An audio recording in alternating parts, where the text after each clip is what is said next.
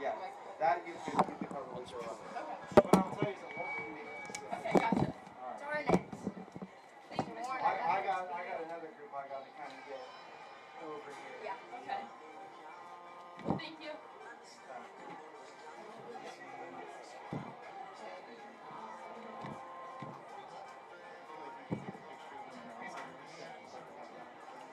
Oh, you want to put a message? Always. Okay. I'm sorry. So 6:30 homecoming.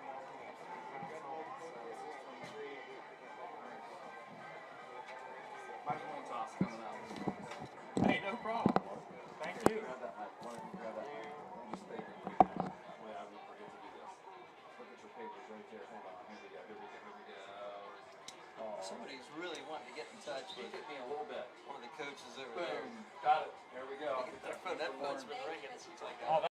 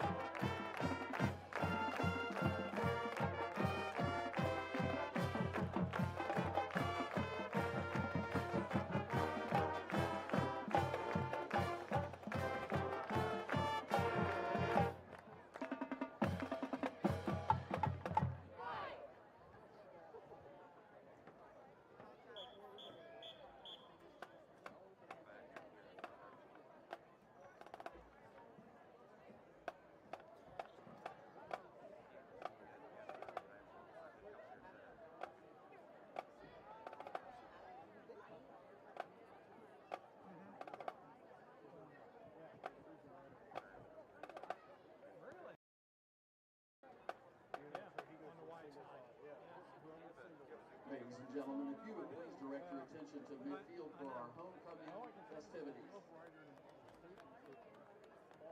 Hello, my name is Sophie Emerson. I am the junior class president, and with me is Chloe Goff, the junior class vice president. And on behalf of the John Glenn Student Council, I would like to welcome you to the 2025 Homecoming festivities. The Student Council would like to thank the staff and administration at JJHS for making these events possible. This week concludes with the homecoming dance tomorrow night here at the JGH gym from 8 to 10 p.m. First, we would like to introduce our Grand Marshal. Our Grand Marshal this evening is Mike Bennett. Mike retired from East Muskingum local schools at the end of the 2023-2024 school year. Mike Bennett's career started 40 years ago as a teacher's aide. At East Muskingum Middle School, Mike spent the bulk of his career teaching 6th grade. In addition to his time as a 6th grade teacher, Mike also taught 5th and 8th grade. Throughout his teaching career, Mike taught social studies, math, and language arts. Beyond the classroom, Mr. Bennett has spent time coaching football, wrestling, track, and baseball at various levels. He has also been the voice at many of our athletic events, announcing track meets and wrestling matches since 2015 and football games since 2022. In addition to teaching, coaching, and influence on wrestling, Mr. Bennett planned the coordinating for more than 10 years and has volunteered at John Glenn Museum since 2007. Mike's dedication to students and coaches has left an important mark on the East Muskingum community. Please join me in honoring a remarkable educator like Bennett. Congratulations and thank you.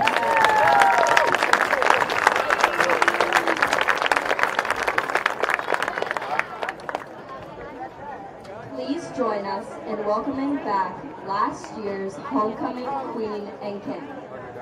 Riley Zeminski is currently a student at Ohio Wesleyan University, where she intends to major in physical therapy. Clay Hanna is currently a student athlete at the University of Mount Union, where he plays lacrosse. Clay is currently majoring in history education.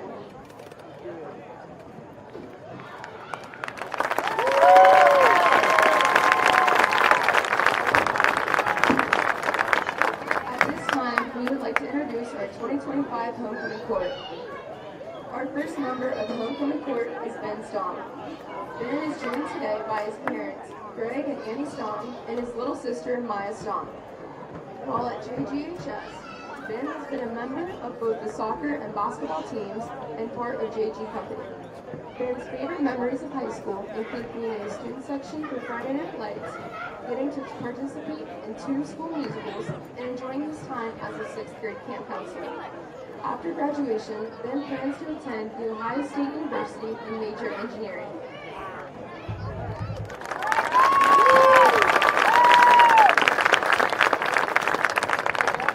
Our second member of the homecoming court is Faith Lemon. Faith is being escorted tonight by her parents, Tiffany Lemon and Nick Stoner, and her sister, Gwen Lemon. While at John Glenn High School, Faith is a member of the Business Professionals of America, Spirit Club, Ambassador Club, the school choir, and serves as the National Honor Society Vice President. In addition to those clubs, Faith is also a captain on the girls' soccer team. Her favorite school memory was winning the regional semifinals and going to the Elite Eight with her girls' soccer team for only the 2nd time in the school's history. After graduation, Faith plans to attend college and continue her soccer career while earning her master's in occupational therapy.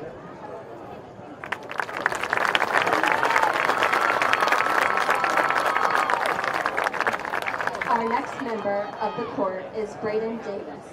Braden is escorted today by his parents Brent and Danielle Davis and his little brother Brody Davis.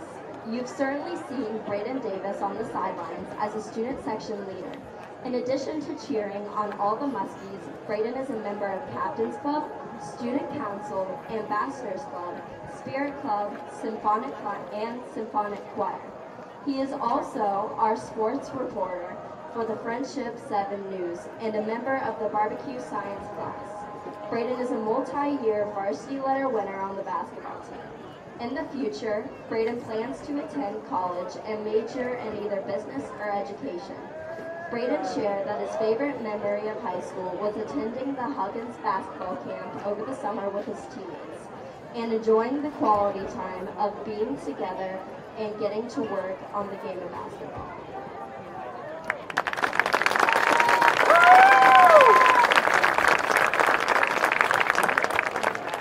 The next member of the court is Cecilia Maldonado. Cece is being escorted tonight by her mom and stepfather, Amy Wilson and Tom Wilson. While at JGHS, Cecilia has been a member of the softball team and the choir and has participated in FFA. At JGHS, her favorite memory has been playing Just Dance with her teammates and watching Riley make up her own choreography.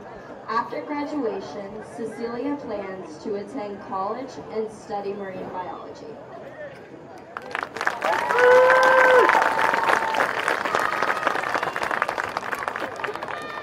The next member of the court is Cole Williams.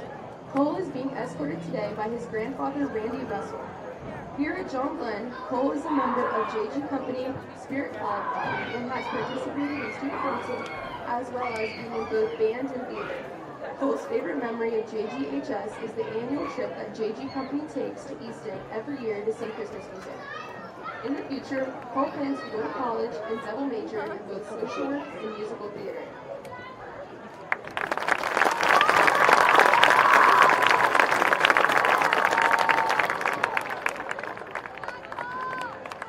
Our final queen candidate is Estelle Matheny.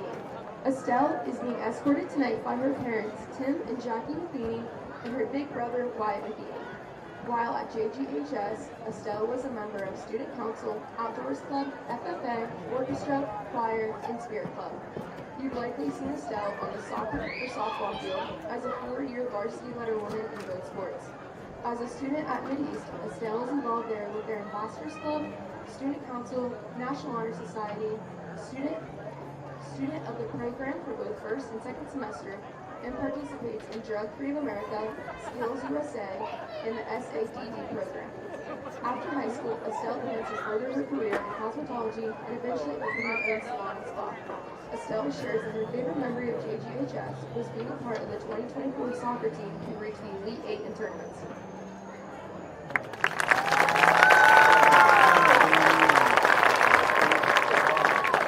Our final pink candidate is Jimmy Boyd. Jimmy is escorted today by his mom, Angel Boyd, his aunt, Christy Boyd, his uncle, John Boyd, and his grandma, Teresa Boyd. While at JGHS, Jimmy has been a 3-year letter winner for the varsity football team and has earned additional varsity letters for the indoor and outdoor track team, and as a wrestler.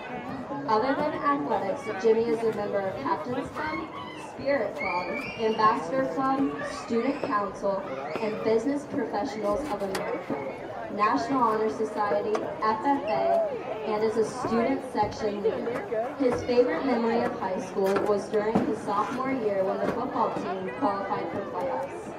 In the future, Jimmy plans to go to college and major in engineering.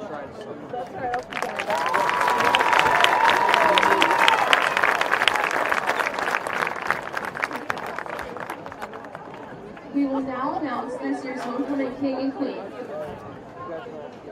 Our 2025 homecoming queen is Estelle Matheny.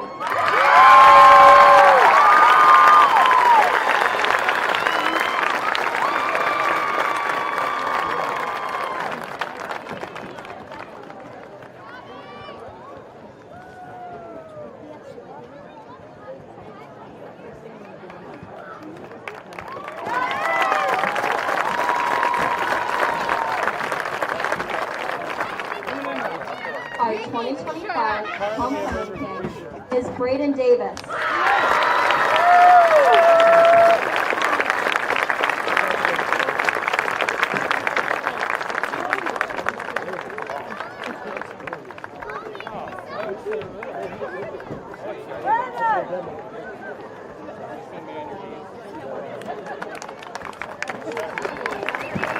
Congratulations, Estelle and Braden. We will now present the Eagles.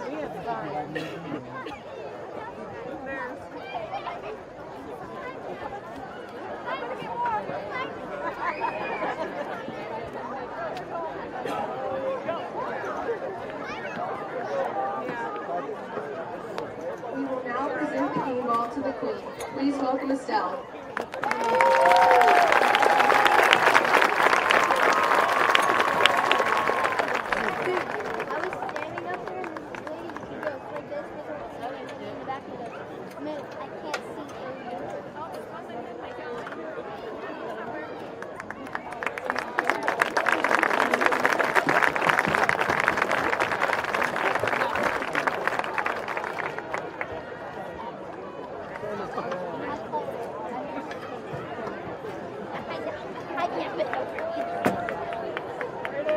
This now concludes the pre-game ceremony. Thank you for your attention, and go Muskies!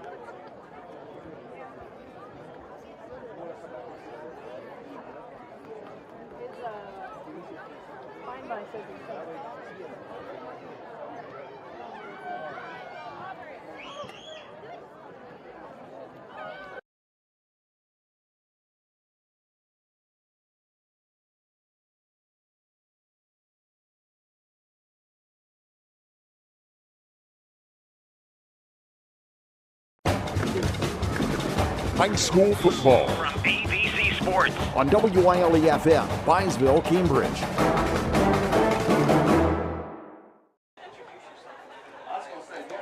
I got everything. And welcome everybody to ABC Sports here on WILE-FM and on YRP TV.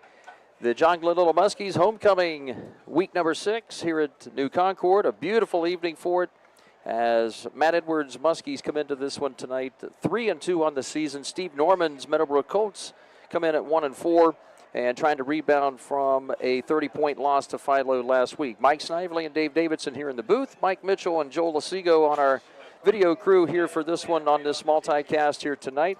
Mike, good to be with you again, my friend. Last week we watched a Meadowbrook team that fell behind early in the game, really had some moments of brilliance a little bit, but certainly Michael Ray is going to need some more help here tonight. They're going to have to put up some points for sure tonight.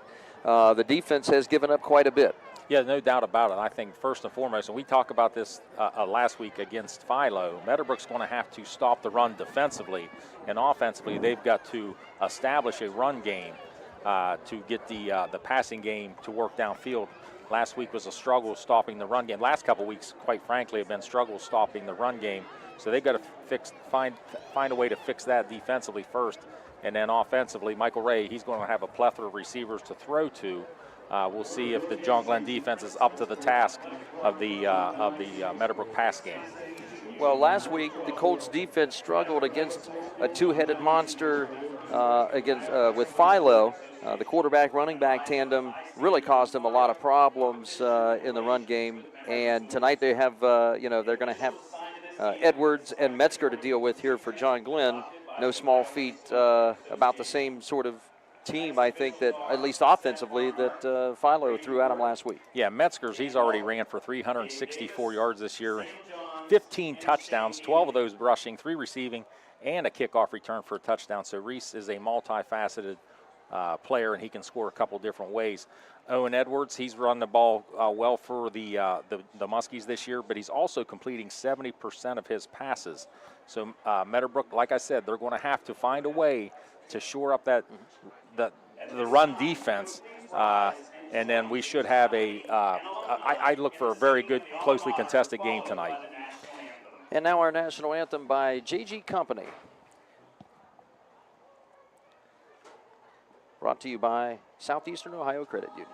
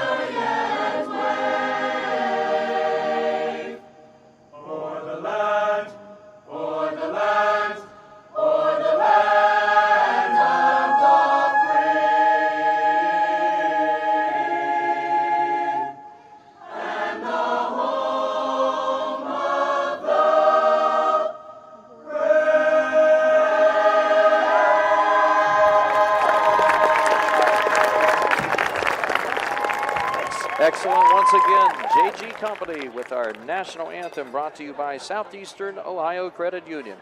Our pregame coverage here on ABC Sports on YRP-TV and on WILE-FM 97.7 will continue. We'll come back with Mike Snively's keys to the game between John Glenn and Meadowbrook when we return. Homecoming festivities in sunny New Concord here in week number 6. Back in a moment. Honestly, we've all been there. That place where it's past anxiety, past focus, where even reaching out to your closest friend feels too hard. I'm Crystal Reynolds with Cedar Ridge Behavioral Health Solutions. We understand how fast those feelings can take over, especially with the stress of work, family, and life. That's why we've opened a mental health urgent care clinic in Cambridge, Ohio, Monday through Friday, 8 a.m. to 5 p.m. No appointment needed. Just walk in. Come in today. Feel better today. Call us, Cedar Ridge Behavioral Health Solutions, Mental Health Urgent Care. Looking for an incredible deal on a new Ford, Lincoln, or Nissan? Come check out our vastly growing inventory selection and ask us about all the low APR options that are going on right now at Dutro Ford, Lincoln, Nissan. If a new vehicle isn't in the budget, let us show you a pre-owned alternative that is sure to fit all your needs without breaking the bank. We know with the running from work to practice or games doesn't leave much time for car shopping, so view our full inventory online 24/7 at dutrosauto.com. Best of luck to all the coaches and players this year. Have a safe and successful season from all of us at Dutro Ford Lincoln Nissan. Need help finding a job or recruiting reliable workers? Action Total Staffing is your trusted local staffing partner. We work hard to connect skilled candidates with employers across southeastern Ohio. Action Total Staffing provides industrial, administrative, temp to hire, direct hire, and seasonal staffing solutions. Since 1994, our staff has offered personalized screenings and in-person interviews to match top talent with great opportunities. Visit our Zanesville location to launch your next chapter with Action Total Staffing. For 129 years, Patrons Buckeye Mutual Insurance has proudly provided coverage for homes, farms, and families across Ohio. Our commitment to reliable, affordable insurance is something you can count on. Agents who write for us can be found at patronsbuckeye.com. Whether you're protecting your home, your land, or your legacy, we offer personalized service and true hometown care. Trust a neighbor. Trust experience. Trust Patrons Buckeye Mutual. Visit us at 16050 McConnellsville Road in Caldwell or find us on Facebook. Coverage that cares. Close to home. I'm Ted from TK Auto Service at 2303 Glen Highway. And I'm Julie. We've been in business for 26 years, proudly serving this community with reliable and trustworthy auto services. Our customers are like family, and we are committed to keeping your vehicle running smoothly. Whether it's a quick oil change or a major repair, we're here for you. We appreciate your trust and support. Be sure to like us on Facebook and follow us on Instagram to stay updated and connected. Thanks for choosing TK Auto Services. We're here because of you. If you're having any problems with your heating system, you want someone who will be there right away to help. This is Russ Abels. At Abels, we provide emergency service for any brand of heating cooling system 24 hours a day, 7 days a week. Call us. We promise to get you up and running quickly and professionally. And if you ever need a replacement, we'll help you save energy and money with a new high-efficiency system, and we will do a flawless installation. If you need help with your heating, call Abels.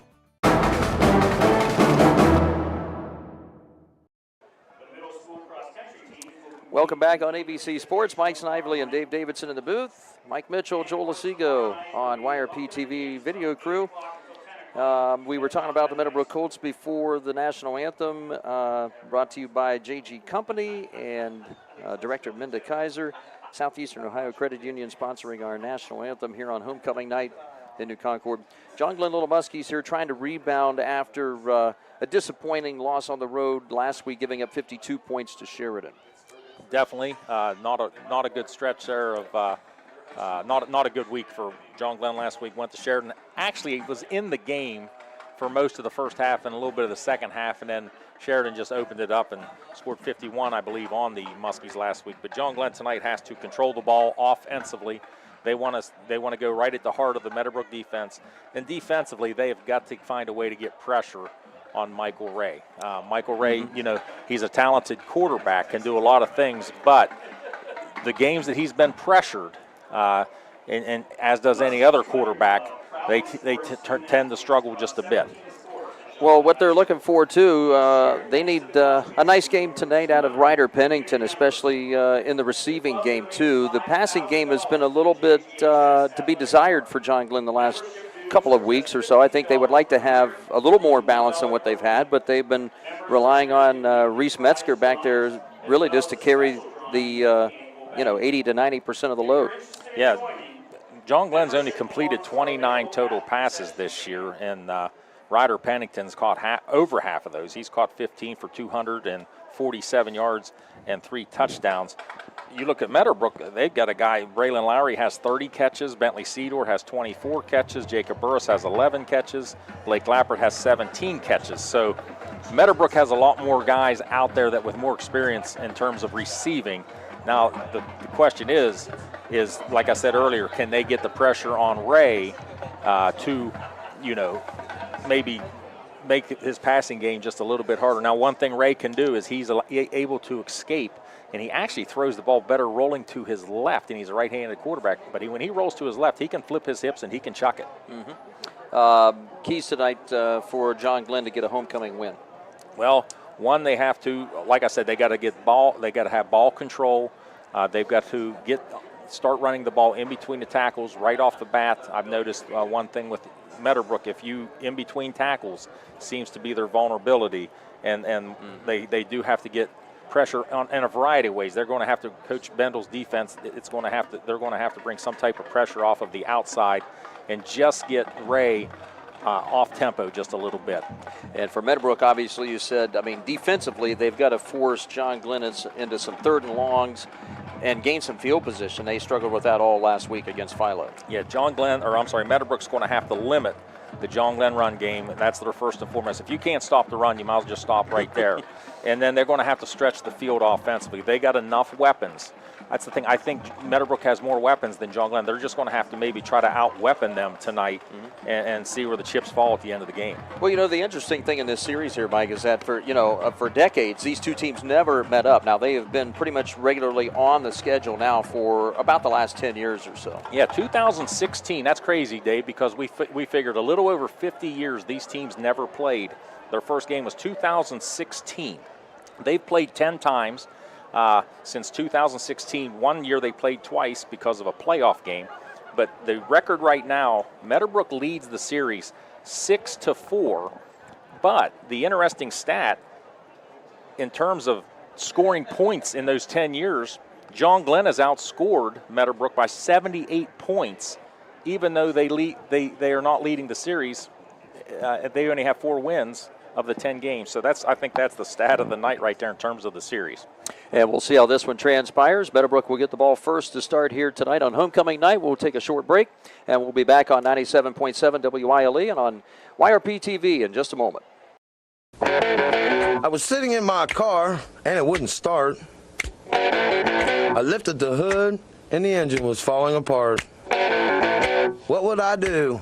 My eyes filled with tears. Then on the radio, I heard of West 40 by Pay here, where for a little money down and a little each week, I could have a car, nice, shiny, and sleek. So I walked in the door, and I put the money down. Now I got a nice car that I can drive around. West 40 by Pay here will help rebuild your credit. The corner of Dewey and Route 40 in Cambridge, don't you forget it. West 40 Auto Sales, corner of Route 40 and Dewey Avenue in Cambridge, is home of the guaranteed credit approval, with most loans approved while you wait. Go to their website to fill out an online loan application, west40autosales.com. You'll also find their weekly special listed there. Hey sports fans, looking for great food, fun, and unbeatable specials? Come on down to Marlene's Bar and Grill, open 7 days a week. Tuesdays are all about free pool and our hot hamburger special. Wednesdays it's wings night. Come hungry. All weekend long they're packed with ball games and all the excitement. Plus check out our new lunch specials every Sunday. Good luck to all the high school sports teams. Call 740-685-2374 for carryout. That's Marlene's Bar and Grill, where food, fun, and friends come together. Looking to buy land? Do you want 5 acres or more, say up to 50 acres? Bruner Land Company off I-77 Vocational Road, Byesville has land for sale. Buy acreage in Ohio, West Virginia, Kentucky, Tennessee, Pennsylvania, and Indiana. Bruner Land Company has 500 tracts of land to choose from and creative financing for buyers. When it's land you want to buy, it's Bruner Land Company you should call. Bruner Land Company, Byesville off I-77. Give them a call at 685-3064 or go to brunerland.com. They probably can't get back on ABC Sports. Dave Davidson, Mike Snively in the booth. Welcome on WILE 97.7 and on YRP TV. Joel Lasigo and Mike Mitchell on our video live stream. Let's go to Mike Snively here. Meadowbrook offensive lineup here, buddy. Let's start up front with the big men first. At left tackle will be 6'4" junior Brennan Rice. At left guard, a 6'2" junior Chase Myers. At the center will be a 5'10", 260-pound senior Casey Clendenning. Right guard will be sophomore 285-pounder Owen Springer. And a junior at right tackle, 6'8", 225, Evan Fox. We feature 4 wide receivers, Braylon Lowry, who's the leading receiver for the Colts, and their second leading receiver will be Bentley Seedorf. He's 6 foot, 205-pound junior. Jacob Burse out at another receiver spot. He's 5'11", 160-pound senior. And Blake Lappert, the 210-pound sophomore, will also be a wideout. The trigger man for the Colts will be Michael Ray, and he's 6'3", 180-pound junior. And Braden Black will be the feature running back for the Colts, number 4. He's 5'11", 210-pound junior, 210-pound senior. And Braden has ran for 248 yards on the season. And the Muskie defense for most of the night, the starting front three will be Kean Barton, number 70, 230-pound senior at one defensive end. Braden Knowlton, a junior at 200 pounds at the other defensive end, number 79. In the middle will be 280-pound junior Carter Cochran, number 56. Linebackers on the outside will be Dominic Bates, number 29, a 175-pounder. And we'll see who will take the place of the injured Cash Paisley, who broke a collarbone a few weeks ago in the John Glenn linebacking corps. This kickoff taken by the Colts, Aiden Farrell, and up just past the 30-yard line. Inside linebackers, Connor Shoemake, number 12, a sophomore, and senior Max Morrow, number 84, for John Glenn. The secondary will have Reed Howard, number 3, a sophomore over at the right corner, and on the left side, Colton Gress, a junior, number 2. The safeties, Michael Magis, a junior, number 9, and Ryder Pennington, number 80, the senior. Those two safeties in the back. And it looks like we're going to have, early on, number 23, August Camp, a junior, will be in there defensively at the linebacker spot as Braden Black carries for a nice first down gain near 6 yards on first down and 10 up the left hash to the 37. Black had a good opening series running the football against Philo last week. Meadowbrook will double stack receivers on each side. 4 wide outs, a quick flanker screen out to the wide right side. And that's a catch for Jacob Burris. Had one of the touchdown receptions last week. A short gain, about a yard short of the first down, and 3 yards just up ahead of the 39-yard line. 3rd and short coming up. These are the kind of situations Meadowbrook really needs to have here to have success moving the ball and moving the chains. And let's not forget, they're not afraid to go for it. This could be 4-down territory right here for the Colts. 3 wides again here as Michael Ray gives it to Black again, and he'll struggle ahead, and a pile of maroon and white. Finally, really forward progress was stopped. Probably could have killed that play a little while ago. Now a late flag is tossed in after a gain of 5 by Black, and I don't know, there was a whole mess of white and maroon out there. I actually saw a haymaker, and I think that's what the flag's for. Looked like maybe Kean Barton, number 70. Not sure. That was, unless he was. It was from behind the pile, too. It Yeah. was kind of a strange looking. Not sure what. Which I think is, it's a proper call. I'm not exactly sure why Barton felt the need to do that. You saw the same thing. Yeah. Everybody watching our live stream saw that as well. That's going to move it all the way down to the Muskie 41. So a 15-yard mark off favoring the Colts there, and a Bicon Services first down for the Colts, the first one of the night. So we do not have play clocks for the second week in a row, too, Dave. Yeah, play clock on the one side is working, but somehow a couple of the digital lights on it are messed up here tonight. Rowdy Zimba is in there now as a defensive end, number 50, to spell Barton's place. And they'll wind the clock now as the Colts have 3 wide receivers. A quick snap for Michael Ray. Fakes the handoff for Black. Ray trying to get outside, and he's going to be buried for a loss. Tackle for loss by Braden Knowlton, number 79, the first man there to wrap him up after a loss of 2. Ray is an effective runner. In fact, he's the Colts' leading rusher on the year. He has 62 rushes for 313 yards and 3 touchdowns on the season. But you got to remember the quarterback sacks go against your rushing totals, too. He's been sacked several times this year. Yep. Stacked double receivers again. A little pitch out to the left side in the flat, and that's a catch for Meadowbrook's Blake Lappert. Had the other touchdown reception for Michael Ray, a gain of 10 right up the far left side. Soft coverage out there on that wide right side, and nice job on 2nd and 12 and a good play call. Yeah, Meadowbrook throws that quick bubble screen out there, and you have to adjust your defense. You almost have to have one defender just responsible for that and somebody else in case they go further than that down the field to another level. 3rd and 2 now for the Colts from the Muskie 33. Braden Black gets the handoff left side, ducks around, misses a tackle for loss, and will scamper for a first down and a gain of 3 up to the 30-yard line. A Bicon Services Colt first down, and their second one on this drive. Establishing Black in the run game here. He's got 13 yards on 3 carries. So far, nice little mix of some short pass and runs. Majority of them going outside the tackles here for Michael Ray and the Colt offense. 2 minutes gone in this opening quarter. Colts trying to score on their opening drive. And the handoff around the right tackle. That will be, is that Farrell? That is Farrell, yes. Yep. It's about 4 yards up to the 26-yard line. Up to make the stop with safety Michael Magis, number 9. Farrell averages just under 10 yards a carry, so he's been explosive when he does carry the football. And had really the couple of explosive runs in the Colt running game last week. A 27-yarder, his longest against Philo. Correct. He only carried it 4 times, but he did have about 40 yards rushing. 3 wides, looking to the wide right side. That's a catch for the Colts. Bentley Seedor trying to spin away from tackles, and the Muskies still failing to wrap him up. Finally, it takes 5 Muskies to sling him out of bounds in front of Steve Norman in the Colts sideline. At the 27-yard line, it looks like they'll mark him out. It's going to be a loss on the play. Loss of about maybe 3 yards or so on that swing pass to the right flat. Seedor trying to get them extra couple yards may have cost him those extra couple yards, and some more. 4 wides now for Michael Ray. Out of that pistol once again. He's got Aiden Farrell in the backfield with him to his left side. And now Blake Lappert, the sophomore, will line up as a blocking back to that right side. And they'll swing it, trying to isolate Braylon Edwards. And he's going to get a first down again for Meadowbrook, short of the 10-yard line.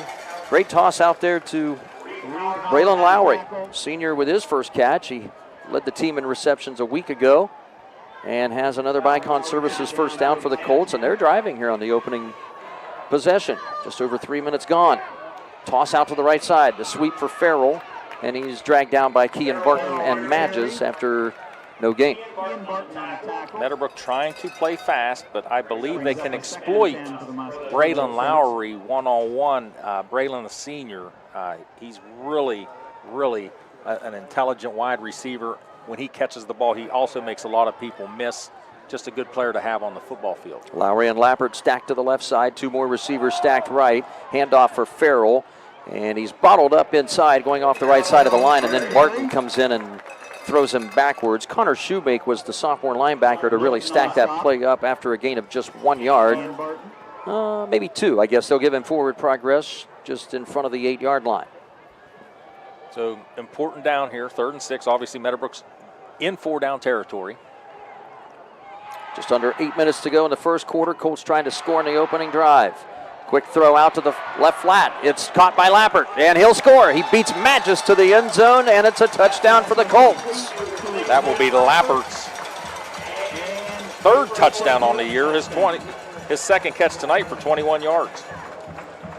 And with 7:47 remaining in this opening quarter, Colts grab a 6-0 lead early on.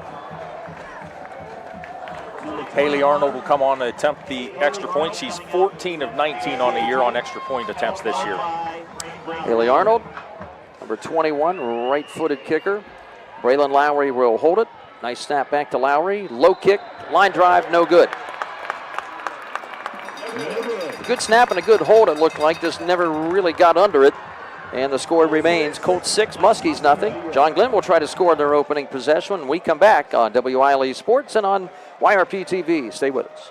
Doan Ford is your destination for the ultimate Ford experience. Discover the thrill of the open road in a brand new Ford vehicle. Experience cutting-edge technology and safety features designed with you in mind. Whether it's the versatile Ford Escape SUV, the powerful Ford F-150, or the stylish Ford Bronco, you'll drive away with confidence, knowing you've made the right choice. Quality, service, and trust. That's the Doan Ford experience. It's that time of year again. Football season is upon us. Hey, Mark Kelly here with Bicon Services, wishing all our local teams a great and successful year. As your premier commercial building contractor, Bicon Services is ready to tackle everything from small facility renovations to large industrial expansions. We're here to handle all your commercial and industrial needs under one roof. So while you're out there scoring the winning touchdown, let us work on making your next commercial project a success. Bicon Services, building the future one project at a time. And a Valentine Insurance line drive pooch kick taken at the 17 by Metzger, going across the right side, and he'll get up to the 33-yard line, a 16-yard return for Reese Metzger, and he's going to set up in the backfield now in the Muskie offense. Owen Edwards, 5'9", 165-pound senior QB, number 1, will work out of the pistol. His receivers will be Colton Gress, number 2, Ryder Pennington, number 80, a 6'3 senior, and sophomore, number 21, Jensen Perry. And a quick handoff to Metzger, working off that right side. Braylon Lowry comes in and wraps him up along with a couple of other Colts after a gain of about 4. John Glenn offensive line left to right is Jake Crawford, sophomore 210-pounder, number 57. Jimmy Boyd, a homecoming king candidate tonight, a senior at 240 pounds, number 61. Owen Abels, the sophomore center at 235 pounds, number 55. And on the right side, Landon Cornelius, number 77, 235-pound junior guard, and Rowdy Zimba, number 50, 210 sophomore. And Metzger, with not much room to go off that right side, gets maybe 1. Will Smalley in there with the stick for the Colts. Colt defense up front. Brennan Rice, 55. Casey Clendenning, number 75. Carson Sills, 300-pound senior, number 74. Right there in the middle, right on top of the football, as you see on our live stream broadcast. And Braden Black, number 4, on the right defensive end. Linebackers, as Mike called out, Will Smalley, number 23, and Javion Blackstone, number 25. In the middle, Cooper McManaway, number 12, and Blake Lappert, number 11. And back to throw it is Owen Edwards on 3rd and 5. A little middle screen for Metzger. Slips a tackle. Bicon Services Muskie first down into Colt territory at the 49. And a gain of 13 for Reese Metzger. That play looked like it was going to be bottled up, Mike. Nice job by Metzger of running hard. But again, this has been a problem with the Colt defense. Yeah, and talking to some John Glenn coaches this week, they said what a great week, even though they did suffer defeat at Sheridan last week. Metzger's been running the ball really hard, and it really showed last week. Like he's hit another gear. He's trying to hit another gear this second half of the semester. Ryder Pennington. Season. Semester. Yeah. Pennington out to the left side, 2 receivers right. Handoff Metzger. There's a fumble. Straight ahead. Oh, was that ball on the ground? Max Morrow jumped on it at the last minute, so it's going to be a loss on the play. Okay, Metzger was going to have a couple of yards on it, and then, as you said, nice job by the John Glenn offensive line to pounce on it after a gain of 1 for Metzger. Actually, no gain. He moved it back to the line of scrimmage. 2nd and 10 coming. I think he gained 2, but yeah, the ball went back 2 yards, and Morrow happened to be right there to fall on it. Pennington coming out all the way to the wide left side of the field by himself. 3 receivers stacked in trips formation to the short right. Edwards from the pistol with Metzger. Fake pitch. He'll keep it himself. The quarterback running off the right side gets stood up. And Meadowbrook trying to tackle him high, and it didn't work quite so well. Got a couple of extra yards after contact at Edwards and a gain of 5. Now moving back to the 45. 4-yard pickup for the quarterback. Under 5 minutes to go. Colts score on the opening drive, 6-0. You notice, too, John Glenn's offense, they like to run to the short side quite often. Secondary for the Colts, number 2, Aiden Farrell, and number 7, Jacob Burris. The corners, safeties are number 1, Braylon Lowry, a senior, and sophomore Brady Arnold, number 19, in the back. 3rd down and 6 play now for Edwards and the Muskies. And a straight ahead handoff. Metzger trying to blast through the right side of the line. Good yardage, picks up 5, but he's a yard short of the first down, just outside the 40-yard line, around the 41. About a yard and a half or so for a first down. 4-down territory here for JG and the homecoming Muskies. You got to figure John Glenn's going to break the huddle and test the discipline of the Colt defense and probably go on a different snap count. No backs right now. Empty backfield. 4 wideouts for Owen Edwards. Again, 5 yards back, quick snap. Looking, pump fakes. Now tucks it and runs it. Finds a seam. Did he get far enough with forward progress? I don't know. Well, just ahead of the close. Colt 40. According to the Colt coaches, he's going to be about a half yard short. And they are stopped on downs.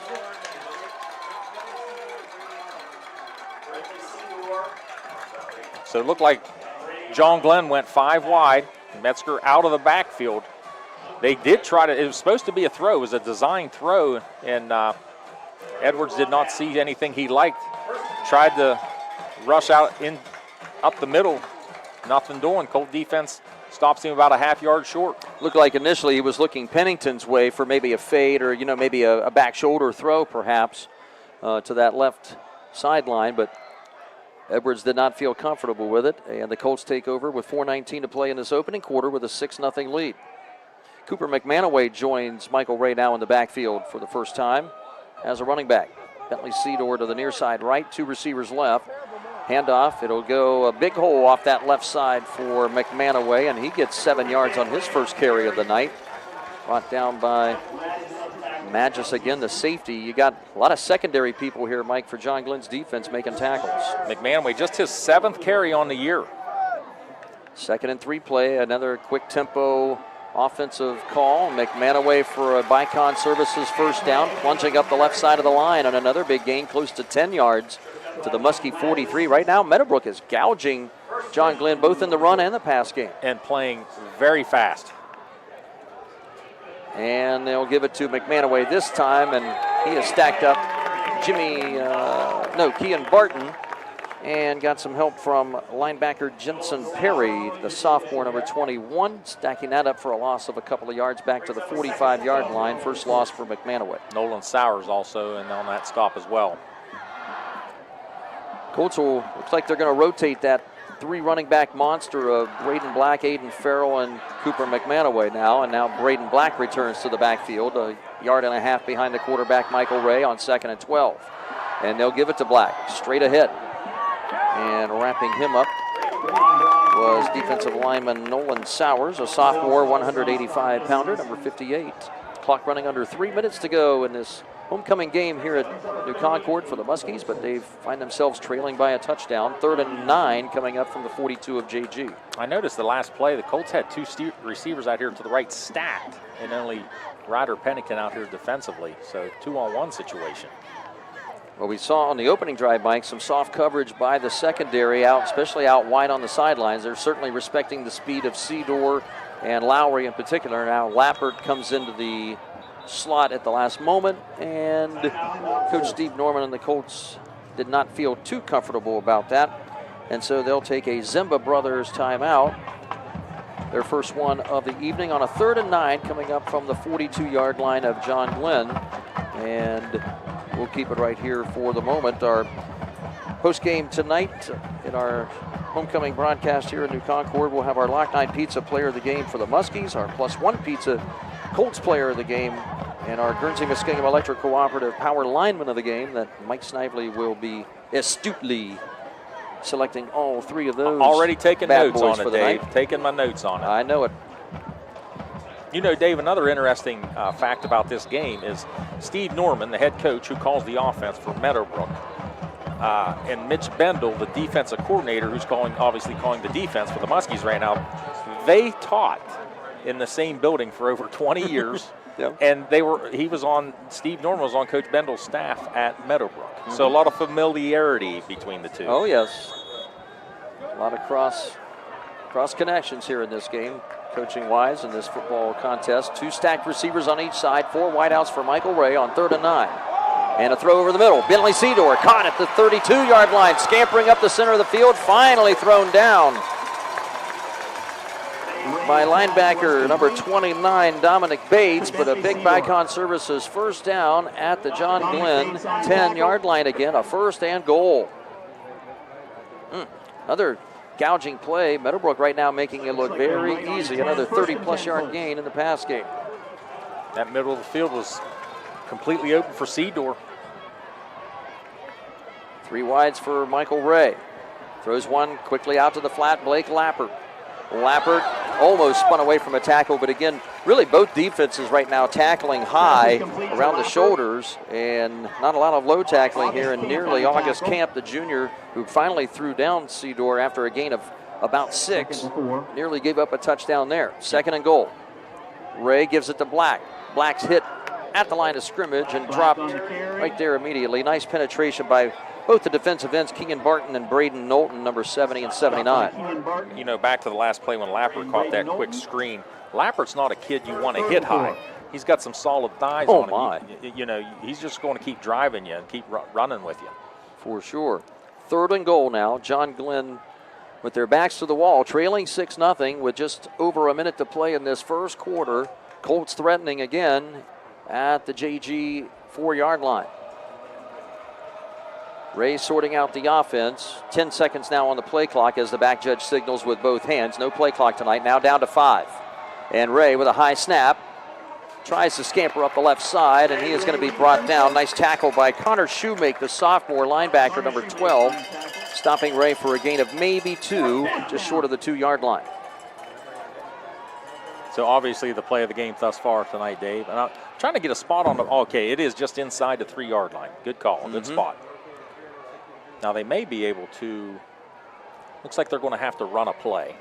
I think so. I think there's going to be just a couple seconds difference between play clock and game clock. And it is a 4th down. It's a 4th down, so it's an interesting time situation. 4th and goal. 3 receivers, 2 to the right, 1 to the left. Now Lappert comes in motion, joins the slot receiver to the trip side right.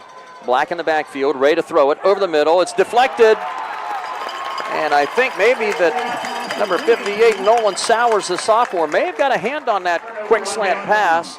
And the Colts will turn it over on downs at the 3-yard line of John Glenn with just 2.4 seconds remaining. And the Muskie defense bends a lot, but does not break this time. Does not break. And Ray had been 7 for 7. That was his first miss on the night. But he's had an excellent start, 7 for 7, 75 yards. But that Muskie defense possibly saving themselves, tonight with that stop. Absolutely. 6-0 lead for the Colts. This should take us to the final play of the first quarter. Owen Edwards back there in the slot with Metzger and Connor Shoemake in the backfield with him as they're trying to just run straight ahead. Looks like maybe a loss of a half-yard or so, and that'll take us to the end of the first quarter. 6-0 Meadowbrook leading John Glenn, and the Muskies have their backs to the wall with a 2nd and long inside their own 5 when we return on ABC Sports in just a moment. Fall means cooler temperatures and the changing of the seasons. The Rogers Company is ready with all heating services. They install furnaces, geothermal, ductless systems for both residential and commercial. They provide repairs and maintenance to all makes and models. On the commercial side, they're the area's refrigeration company. Put the Rogers Company team to work for you. Call 740-685-8677. The Rogers Company says, go Colts. Celebrate American pride with Anchor's Appliances. Whether it's a reliable washer, a powerful dryer, or the latest kitchen appliances, they have it all. Experience quality and service that makes your home shine. Visit Anchor's Appliances today at 223 North 1st Street in Cambridge. Make every day a celebration of American craftsmanship with Anchor's Appliances, your trusted hometown store.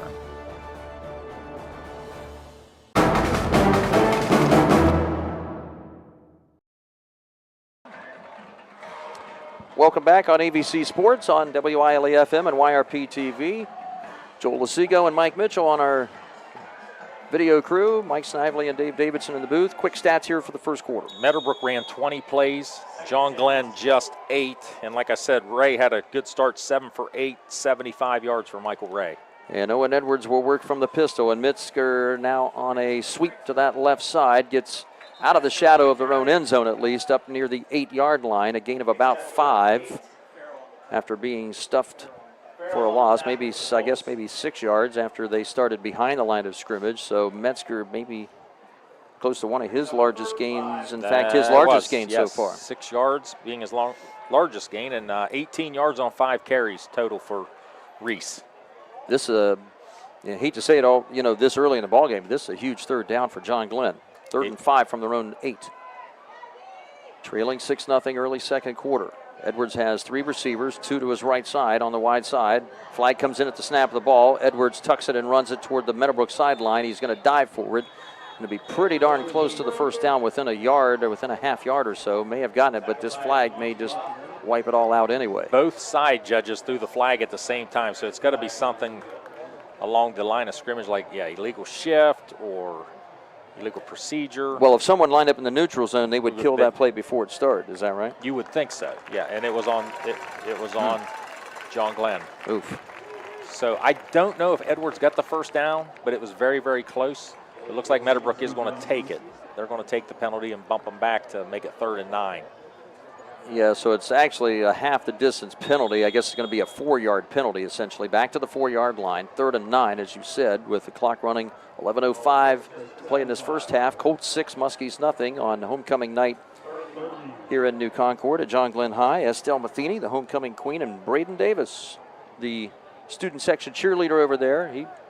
We talked a couple weeks ago. He appreciated the shout out last week. He's got to get that student section revved up there, the homecoming king. And there's going to be another Zimba Brothers timeout. This one taken by John Glenn, their first time out of the game. So we'll step aside as well on ABC Sports and on 97.7 FM. 10:43 to play in the second quarter, 6-0 Colts, and we'll return in a moment. Hi folks, Jeff Riggins, the mattress man from Box Drop Byesville, 168 South 2nd Street in Byesville. We have all sizes of mattress sets, king, queen, full and twin. We have adjustable bases. We have models ranging from budget to luxury, and we see folks by appointment. So call today to set a time to come in, 740-584-2623. Check us out on Facebook and Google, Box Drop Byesville. Go Colts!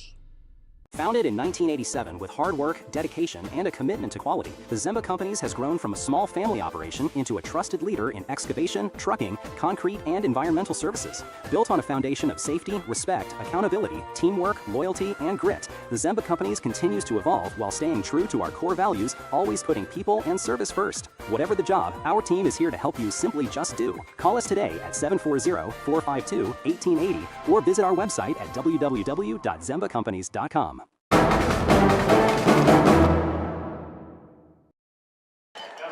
And just as we come back from commercial break, Owen Edwards with a good cadence snap count gets McMahon away, and the Colts defense to jump offside, a 5-yard penalty, and that's a big one against the Colts where they really had John Glenn in a bind. They did, but essentially we're back to where we were 2 plays ago, Dave, so it's going to be 3rd and a long 3, maybe 4, but still deep in the territory, so another big play for the Colts defense, and John Glenn looking for some life on offense.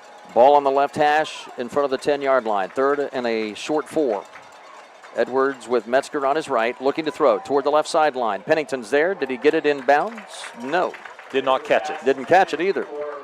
At the 17-yard line, looked like maybe the pass was just a little bit too wide. The coverage was there again, and would have been enough for the first down.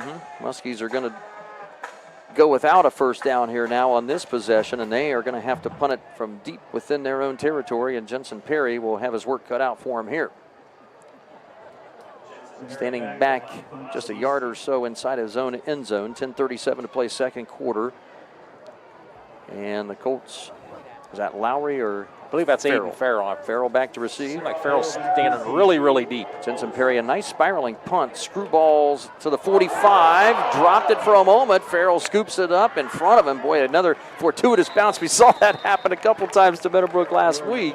And Farrell gets away with one here. And Farrell's hurt. Yeah, he is writhing in pain with his left leg of some kind at the 38-yard line of John Glenn. A return of about 7 after fumbling it initially. And we'll take a Zimba Brothers injury timeout here on ABC Sports. 10:24 to play. Colts will have it in Muskie territory with a 6-0 lead when we come back on 97.7 Shriver's Pharmacy and on is a proud YRP-TV. supporter of Ohio high school sports, wishing all area athletes, coaches, and parents a healthy and successful season. When you play, play with heart.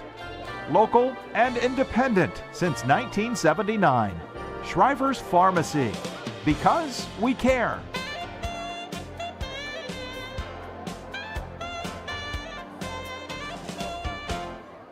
At Village Hardware and Rental in Barnesville, we've got everything you need for homeowner, contractor, and commercial jobs. From trusted Milwaukee tools and everyday hardware to pro-grade Valspar paint, trusted color you can count on. Plus, we offer paint mixing, key cutting, special orders, and commercial services too. And now, introducing our officially open firearms and ammo department. Fully stocked, trusted, and convenient. Whether you're working, improving, or protecting, Village Hardware and Rental is your one-stop shop. Drop by at 265 South Chestnut Street, Barnesville. Village Hardware and Rental. We make it easy to build the world around you.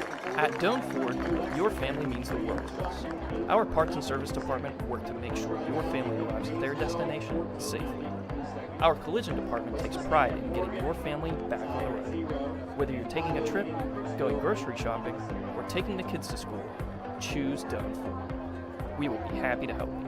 Stop in and see us today for all of your parts and service or collision needs.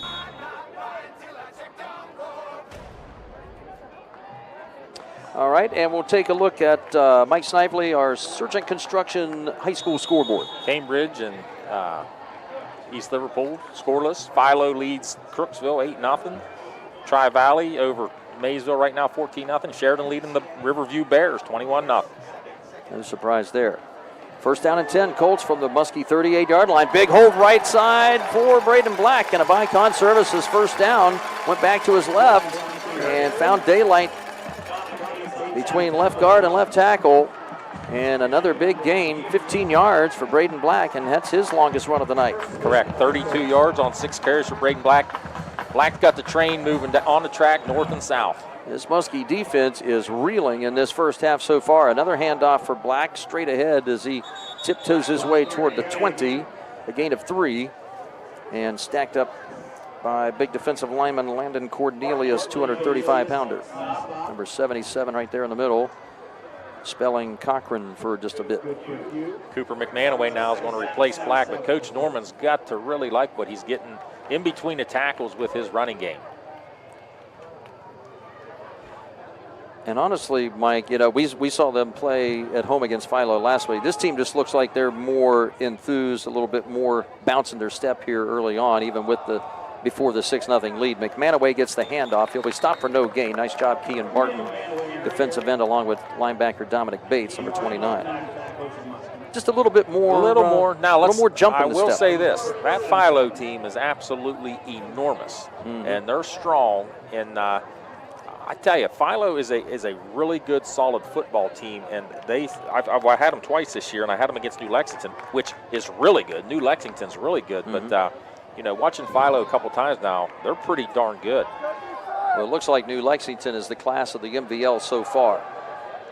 3rd down and 7 play, throwing to the near sideline. Lowry, was he inbounds? Yes, he was. That's a catch. Ryder Pennington with coverage right there, but a great catch by Braylon Lowry at the John Glenn 7, and another Bicon Services 1st and goal for Meadowbrook. That's Lowry's second catch for 30 yards. Right now, Michael Ray is getting the job done. Really good through the air. He's 8 of 9 now, 1 touchdown. He's 55% on the year. He's got McManaway leading him through the line.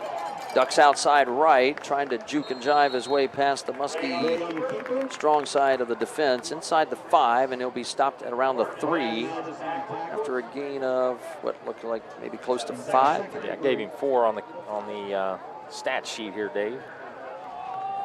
Most time I'm listening to your voice. If I hear you say 7, I'm writing 7. Well, we got some sharp angles when they get inside the J&M Electric red zone. And a handoff straight ahead. Just short. And all of the Colts signal touchdown, but the ones in the black and white stripes did not. McManaway looking for that first touchdown of the year. He may get it right here because I believe they're going to go right back to him. And they hand it off again. McManaway plunging to the right side, and he is in this time. And he is across the goal line for a 1-yard touchdown for Meadowbrook to take a 12-0 lead with 8 minutes remaining in this first half. They're going to bring Haley Arnold on to attempt the extra point. Well, right now, Meadowbrook up front, dominating the line of scrimmage and just hitting John Glenn in the mouth right now. Yeah, total domination right now. The orange and brown has taken over offensively and defensively, and hence the 2-score lead. And Haley Arnold will try to right the ship here. Nice job by Lowry to get that hold down. That snap was behind him a bit. Gets it down, and Haley Arnold punches it through. And she hits her first extra point of the night to give the Colts a 13-0 advantage with 8 minutes remaining here in this homecoming game in week number 6 in New Concord. The Muskies have got to find some offense quickly, trailing by 2 touchdowns. We'll step aside on YRP TV and WILE FM. Back in a moment. Members of Guernsey Muskingum Electric Cooperative love Southeast Ohio, where the hills roll, the roads are crooked, and the trees are plentiful. Keeping the lights on in our beautiful corner of the state is a challenge Guernsey Muskingum gladly accepts and works hard to accomplish. Safety and reliable electricity at a reasonable cost are always our top priorities. It's our way of keeping the lights on for all members of Guernsey Muskingum Electric Cooperative, a Touchstone Energy cooperative. School's back. For some, things may feel overwhelming. Allwell is here to help you find a healthy balance. Our behavioral health services can keep your mind on track, while our primary care services can keep your body healthy. Our mission is to help people feel better, think more clearly, make good decisions, and have healthy relationships. We have offices in Zanesville, Coshocton, New Lexington, McConnellsville, Caldwell, and now on Wheeling Avenue in Cambridge. Visit us at allwell.org. Be well, stay well, all well. And we're back with this Valentine Insurance kickoff by Meadowbrook. And it's taken by the Muskies. Reed Howard, number 3, to the far sideline, coming across the field, trying to find some room and doesn't get much there. Gets it back to the 20-yard line after a short kickoff return. Meadowbrook with great coverage, sideline to sideline. Braden Lappert came down there one-on-one and just took him down, threw him down. Meadowbrook likes that angle kick on their kickoffs, and he did a really good job that time. They got the receiver, Howard, running backwards to catch the kick and then had to try to go forward. So that's a really good job of angle kicking it for the Colts. Yep, 13-0 lead Meadowbrook as they have stunned John Glenn early on here. And the Muskies still trying to get another first down. They have only one so far. There's a big hole off around the left tackle. Reese Metzger, first down and more, into the secondary to the 40, 45, and dragged down at the 47-yard line. A 27-yard run for Reese Metzger. And that might be the play to get the maroon and white off the schneid tonight. Good misdirection play there by the Muskies.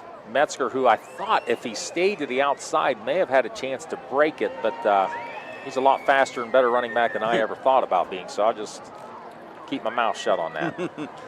Edwards out of the pistol, 3 receivers bunched to that short side left. They'll toss it out to Metzger, trying to follow those wide receiver blocks. Picks up 3 to the 50. A 2nd and 7 coming now for John Glenn. We're approaching the 7-minute mark of the second quarter, down a 13-0 score to the Meadowbrook Colts. I will say this, Meadowbrook's defensive plan is exactly what it needed to be. The focus is on Metzger. They know Metzger has most of the yards this year for the Muskies, and so far they've kept him intact. Keegan Wolford, number 7, is a freshman receiver to the near side right. And Pennington, Max Morrow in the slot. Edwards running for his life, scrambling right, now comes back to the left, still scrambling, heaves it toward the sideline, looking for anybody. Metzger and Pennington were both over there at the 45-yard line. Edwards, a nice job of dancing around and just getting out of a bad play. Yeah, unfortunately for Edwards, he's not the tallest, but he's smart, very smart, to be honest, and he has to scamper. He knows he has to buy some time. And that time he scrambled to the short side of the field where there just wasn't space and was lucky that wasn't a bigger loss. Little Fran Tarkington-esque. That's exactly kind of who I was thinking. Yeah. Flutie, Fran Tarkington, yes. Now I like to bring up, of course, my favorite lefty, Jimmy Zorn. Jimmy Zorn of Seahawks.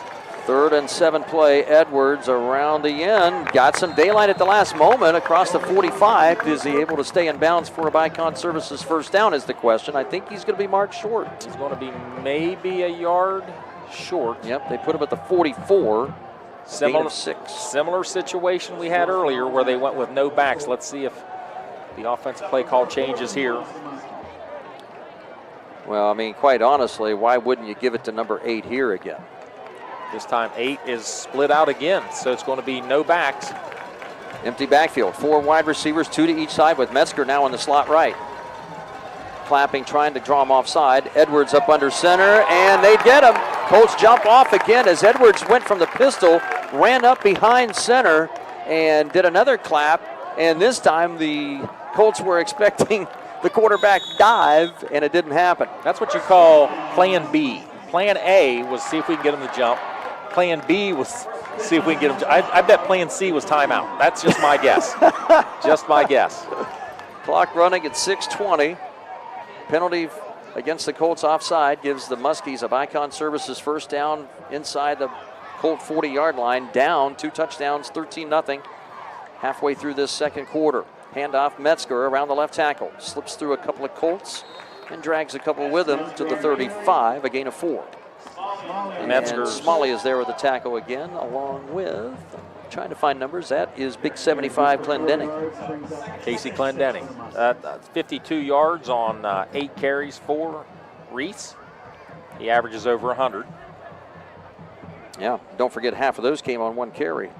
True, yeah, 27 came on 1 carry of this drive.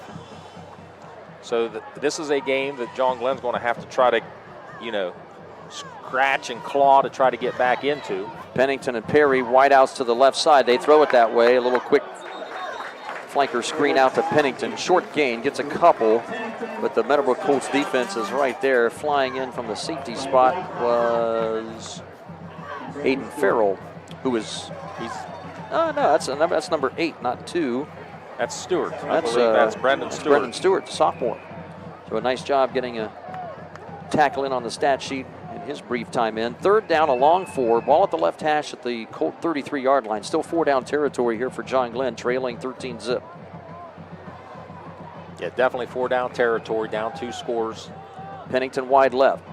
Jensen Perry in the slot right, along with Keegan Wolford, number 7. 2 running backs in the backfield with Edwards, and they'll give it on a little counter cross. Dominic Bates breaks a tackle at the 25, inside the 15 to the 10, and a 1st and goal for the John Glenn Little Muskies and a Bicon Services 1st down, but we have an injury timeout here momentarily.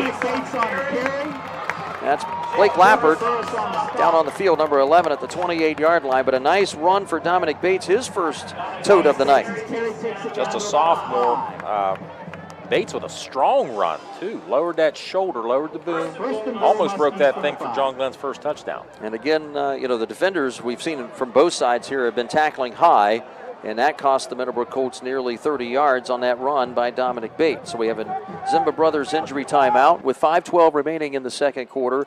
Meadowbrook 13, John Glenn nothing, but the Muskies driving now at the 5-yard line of the Colts. They'll try to get 1 touchdown back. We'll see if they can do it when we return on ABC Sports in just a moment. Meadowbrook Tire and Muffler in Biceville, Ohio delivers fast, reliable auto service tailored to you. From expert muffler repairs and exhaust work to front-end alignment, brakes, oil changes, struts, suspension, tire repair, and new and used tire sales. Your car is in great hands. Since 1987, our accredited shop has built a sterling A-plus Better Business Bureau reputation and earned a 4.3 rating for quality, integrity, and friendly service. Stop by 350 Main Street or call 740-685-6405 today.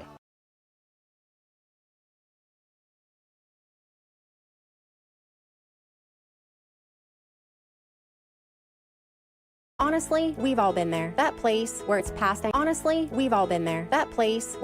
anxiety, past focus, where even reaching out to your closest friend feels too hard. I'm Crystal Reynolds with Cedar Ridge Behavioral Health Solutions. We understand.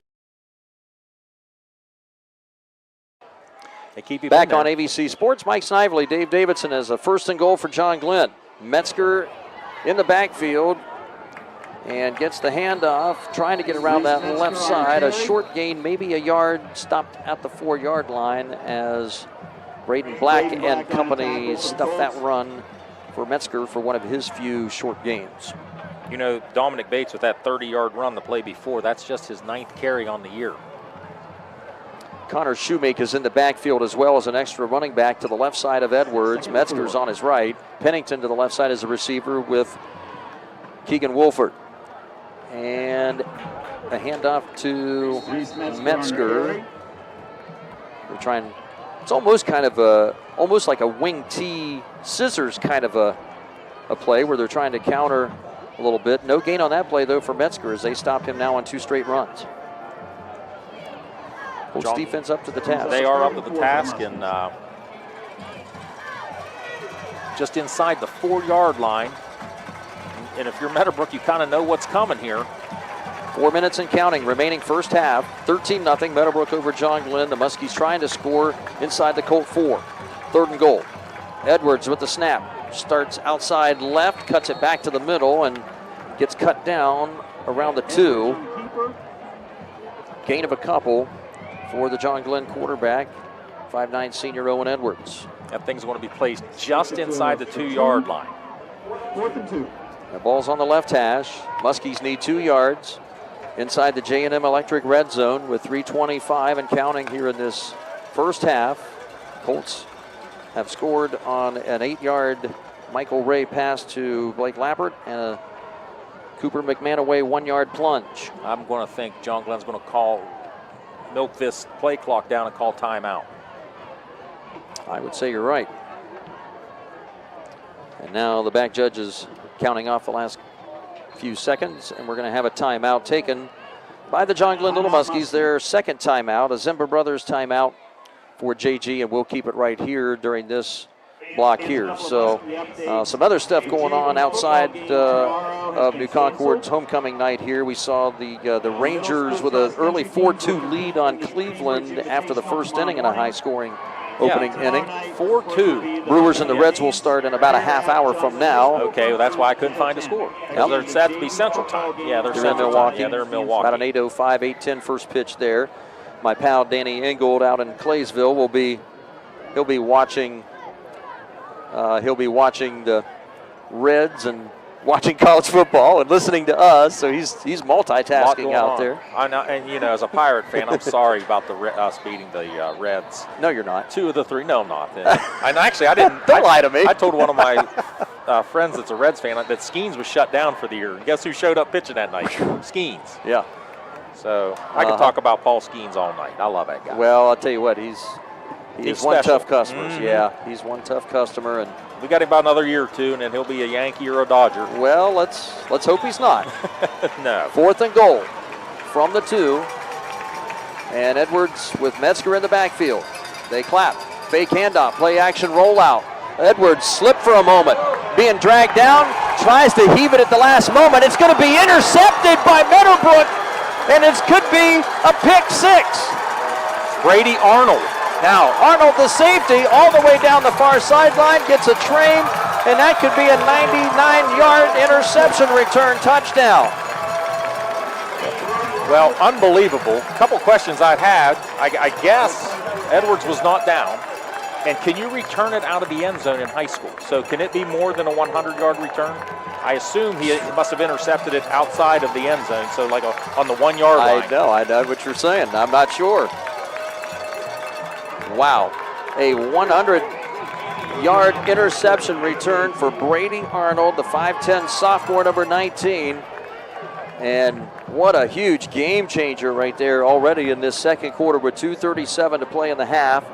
And now Haley Arnold, number 21, out to attempt her 3rd extra point. She's 1 for 2 so far. Huge defensive play for the Colt D. Snap to Lowry is good. The kick is up, and it is good. And Brady Arnold needs some oxygen. Whew. I'm looking at him down here on the sideline. People's trying to talk to him. He can't get it. He's just gasping for air right now, but with a smile on his face. And he should be. He has just turned in a spectacular defensive play for the Colt defense. A 100-yard interception return for Brady Arnold gives the Colts a 20-0 advantage here in this second quarter.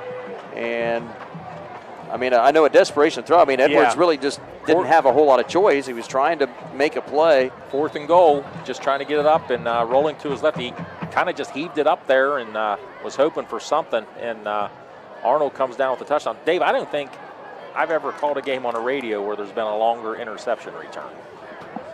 Not quite like that for a long time. And, another thing you'd have to think about, too, is in terms of the record books. The Meadowbrook record books, that's probably a Meadowbrook High School record for a longest interception return. And it's going to be up there in terms of a state.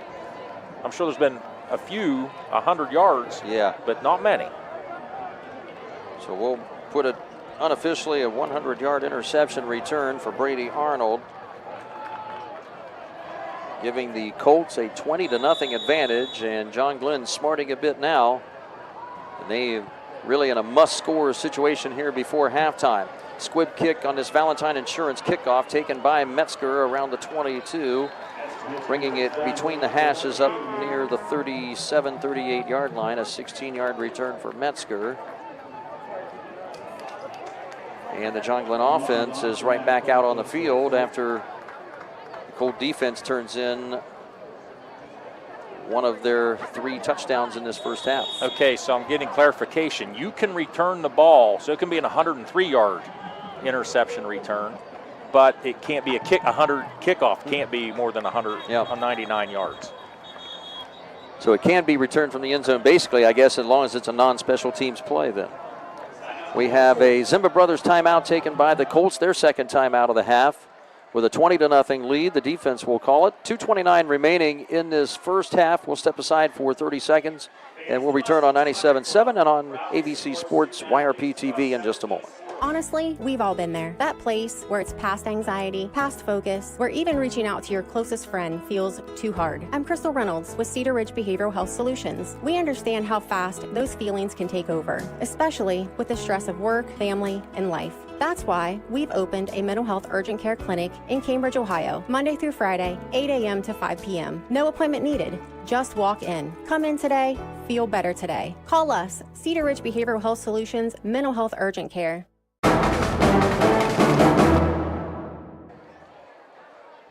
Thanks again to Joel Asigo and Mike Mitchell on our YRP TV video crew. Mike Snively and Dave Davidson here in the booth. And a first down and 10 for the Muskies, trailing now by 3 TDs from their own 38. Edwards with a pump fake, gets back to the line of scrimmage, and that's it before he is swallowed up by defender Blake Lappert. So Lappert back in the game. Farrell back in the game. So good news for the Colts on the injury report. Both those players back in the game. Edwards and the Muskies trying to regain some momentum. Edwards with a pump fake right, comes back to Pennington on the left on a little swirl screen to the left. And Pennington able to scamper up the middle of the field for a short gain, only 4 yards up to the 42. That'll bring up a 3rd and 6. So Edwards is 3 of 5 through the air tonight, 18 yards. That's Pennington's second catch, just 5 yards though. And this Colt defense right now, throughout this entire half here, Mike, they have limited the Muskies basically to 5 yards and in. That's it. 3rd and 6 on a draw play. Metzger around the left tackle, kept his feet. He slipped as he went to make his cut, but still managed to stay on his feet maybe long enough to gain a yard or two. We're going to have a timeout taken by the Colts. That'll be their final timeout as Steve Norman wants to save some time, and he's not quite content with this 20-0 lead. No, first of all, he's going to make Coach Edwards make a decision. Are you going to punt it here? Coach Edwards, you know, you would think you almost have to go for it here, don't you, Dave? Down 3 scores. With a 4th and 3, I would think so. Now you do get, John Glenn will get the ball to start the second half. And you just wonder, you know, it's a big decision here for Coach Edwards. Yeah, I think, if it's 4th and less than 5, I mean, the ball's out just short of the 45-yard line of John Glenn. So it's not like you're giving them the ball in the, in the red zone or anything like that. I think you got it. It's worth the risk to take that with 1:19 left. Meadowbrook would be out of timeouts. And basically, I mean, if you're down 20-0 and you punt, I mean, even if you do get the ball to start the second half, that's not a whole lot of momentum to start quarter 3. So it does look like Coach Edwards will go for it here. At least they're giving indications that they're going to go for it. Dominic Bates in the backfield with Reese Metzger this time. They've got the Colts to jump off sides twice. I don't think they'll get it here. 3 wide receivers for Edwards. Going for it on 4th and a long 3. Nothing there. Still pump fake, still looking. Good pass protection. Rolls out, throws over the middle. That's a catch for Wolford. Tackled right at the sticks at the 48-yard line, and I think it's just good enough. Maybe just good enough. It's still no signal yet. Really close. Really, really close. That is, they're looking at it. They're looking at, yep, first down, John Glenn. A Bicon Services first down. A gain of 3 for Wolford with his first catch. The young freshman receiver, Keegan Wolford, number 7. Wolford, just a freshman, has a bright future ahead of him here at John Glenn. Edwards looking to throw under some duress, steps up in the pocket, takes a hit, and a nice momentum forward to get a gain of 4 out of that scramble to the Colt 48-yard line. John Glenn, I think, was still 1 timeout remaining, but 50 seconds and counting. Clock's ticking, Trying to get organized here for John Glenn. Boy, they got to have a little more urgency than this here. 40 seconds, 2nd and 6 play from the Colt 48. Edwards claps, 3 receivers in the formation, set up a screen to Metzger on the left side. 40, 35, gets a good block inside the 30, and down near the 26-yard line goes Reese Metzger on a gain of about 21 yards on that little quick screen to the left side. Clock stopped momentarily as they move the chains, but it's going to start up again, and Muskies may spike it here, and they will. They'll stop the clock with 23 seconds left in this first half, and they're going to preserve the one timeout they have remaining. Right now, the ball at the 27. Second and 10 coming. You got to go end zone shots here, Dave, if you're John Glenn. And you said one timeout remaining for John Glenn? I think so. Meadowbrook's burned all of them. John Glenn used the first one early. I think they still have one remaining. Trailing 20-0, but John Glenn trying to get one of those touchdowns back here before halftime with just 23 seconds. Edwards cannot afford to take a sack here. Morrow and Wolford to the right side as receivers with Jensen Perry in the slot. Pennington to the left. He's looking Pennington's way. One-on-one coverage. Heaves it up down the field. Broken up nicely by Aiden Farrell in the coverage in the end zone. Pass just slightly underthrown as Pennington at 6'3", if that's a little bit longer, is able to go up and get it. I agree. And it looked like he got behind Farrell, but Farrell turned his head and reacted correctly at the right time. So nice play there by Aiden Farrell. A 3rd and 10 coming from the left hash at the 27 of Meadowbrook. John Glenn now with 17.9 seconds to work with and at least 2 more downs. Perry, Pennington, Wolford all to the bunch left side. Morrow out to the right. They set up a little curl screen for Pennington. Makes the catch. Ducks it inside. He has a Bicon Services first down across the Meadowbrook 15. Driven backwards, but forward progress to the 14-yard line. A 13-yard pass to Pennington. And as predicted, John Glenn will burn that final Zimba Brothers timeout with 8.7 seconds left before halftime. Perhaps, at best, 2 more plays here for John Glenn. That's what I'm thinking. 2 plays. They have to be passes. They have to be to the end zone. And, you know, you have to get the pass off. So at this point, you know, what can't get any worse than it already did with the 100-yard interception return. Just got to get it up in the air. Now, that being said, you score here and you get the ball to start the second half, you know, momentum, 17-year-old kids, you never know. We've seen some wild starts and wild finishes in this, you know, short series of just 11 years with the scores. We've seen a lot of back and forth play between that these two. playoff game. John Glenn goes into halftime with a nice lead, and they had already won the game 35-7 the game before with a nice lead and end up losing that game in overtime, I believe. 28-21, I think it was. Yeah. So Big Mo plays a big part in this series. And John Glenn now with a first down at the Colt 13. Snap to Edwards. He's under some pressure. Steps up in the pocket. Throws toward the end zone looking Pennington's way, but he was covered well by Aiden Farrell once again. And the clock stopped with 4 seconds left, and this may be the final play for JG to get points before halftime. There is a chance you could get a third play here. If you can get a quick pass across the middle or a quick fade route. I mean, basically, you're just going to take the snap and immediately heave it toward, probably toward Pennington's direction, you would think, at 6'3". Throw it to an area. You've got Colton Gress at, you haven't seen really at receiver tonight. He's 5'11". Jensen Perry, the other man, at 5'9". They have Morrow out there now at 5'11", 6 foot. Edwards on the final play of the half. Throwing toward the end zone. Pennington's there. Did he get it? Yes, he did. Touchdown, John Glenn, 13-yard pass. Ryder Pennington in the back left corner of the end zone. So that was the last play of the half, exactly. So you never know what could happen here, Dave. Miracle answered for the homecoming Muskies here, right as the clock shows zeros. And the Muskies will get one of the touchdowns back, trailing it now 20-6. You know, if Meadowbrook can't cover that much better, Edwards just made a perfect throw, and Pennington had to go in the corner of the end zone and dive to catch it. So this is going to bring on Caden West, who's 21 of 22 on PATs this year. That was a well-placed ball by number 1, Owen Edwards, the senior QB, who now steps in as the holder. Good snap to Edwards, gets it down, and the kick is up and true to form. And that's how the half closes out.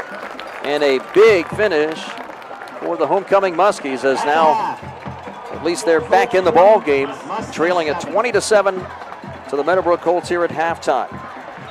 Lots to come in our halftime report. We'll have our Ohio News Network halftime feature coming up for those of you on 97.7 FM. We'll have a Surgent Construction scoreboard update on playoff baseball with Cleveland and Cincinnati, and with other high school games going on in week number 6 here in our area this evening. Mike Snively's stats will come up in a little bit later in our halftime. Here at New Concord, our finals first half score, Meadowbrook 20 and John Glenn 7. We'll step aside for these commercial messages. Ohio News Network halftime feature for those of you on the WILE side, and we'll be back here at halftime.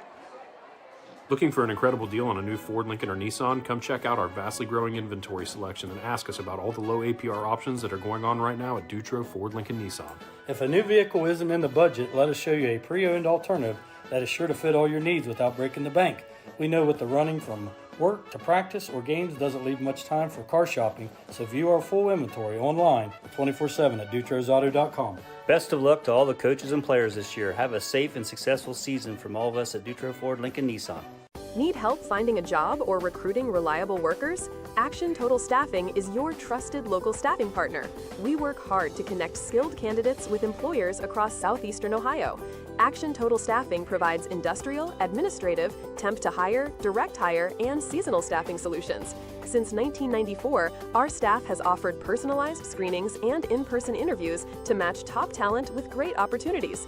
Visit our Zanesville location to launch your next chapter with Action Total Staffing. For 129 years, Patrons Buckeye Mutual Insurance has proudly provided coverage for homes, farms, and families across Ohio. Our commitment to reliable, affordable insurance is something you can count on. Agents who write for us can be found at patronsbuckeye.com. Whether you're protecting your home, your land, or your legacy, we offer personalized service and true hometown care. Trust a neighbor. Trust experience. Trust Patrons Buckeye Mutual. Visit us at 16050 McConnellsville Road in Caldwell or find us on Facebook. Coverage that cares. Close to home.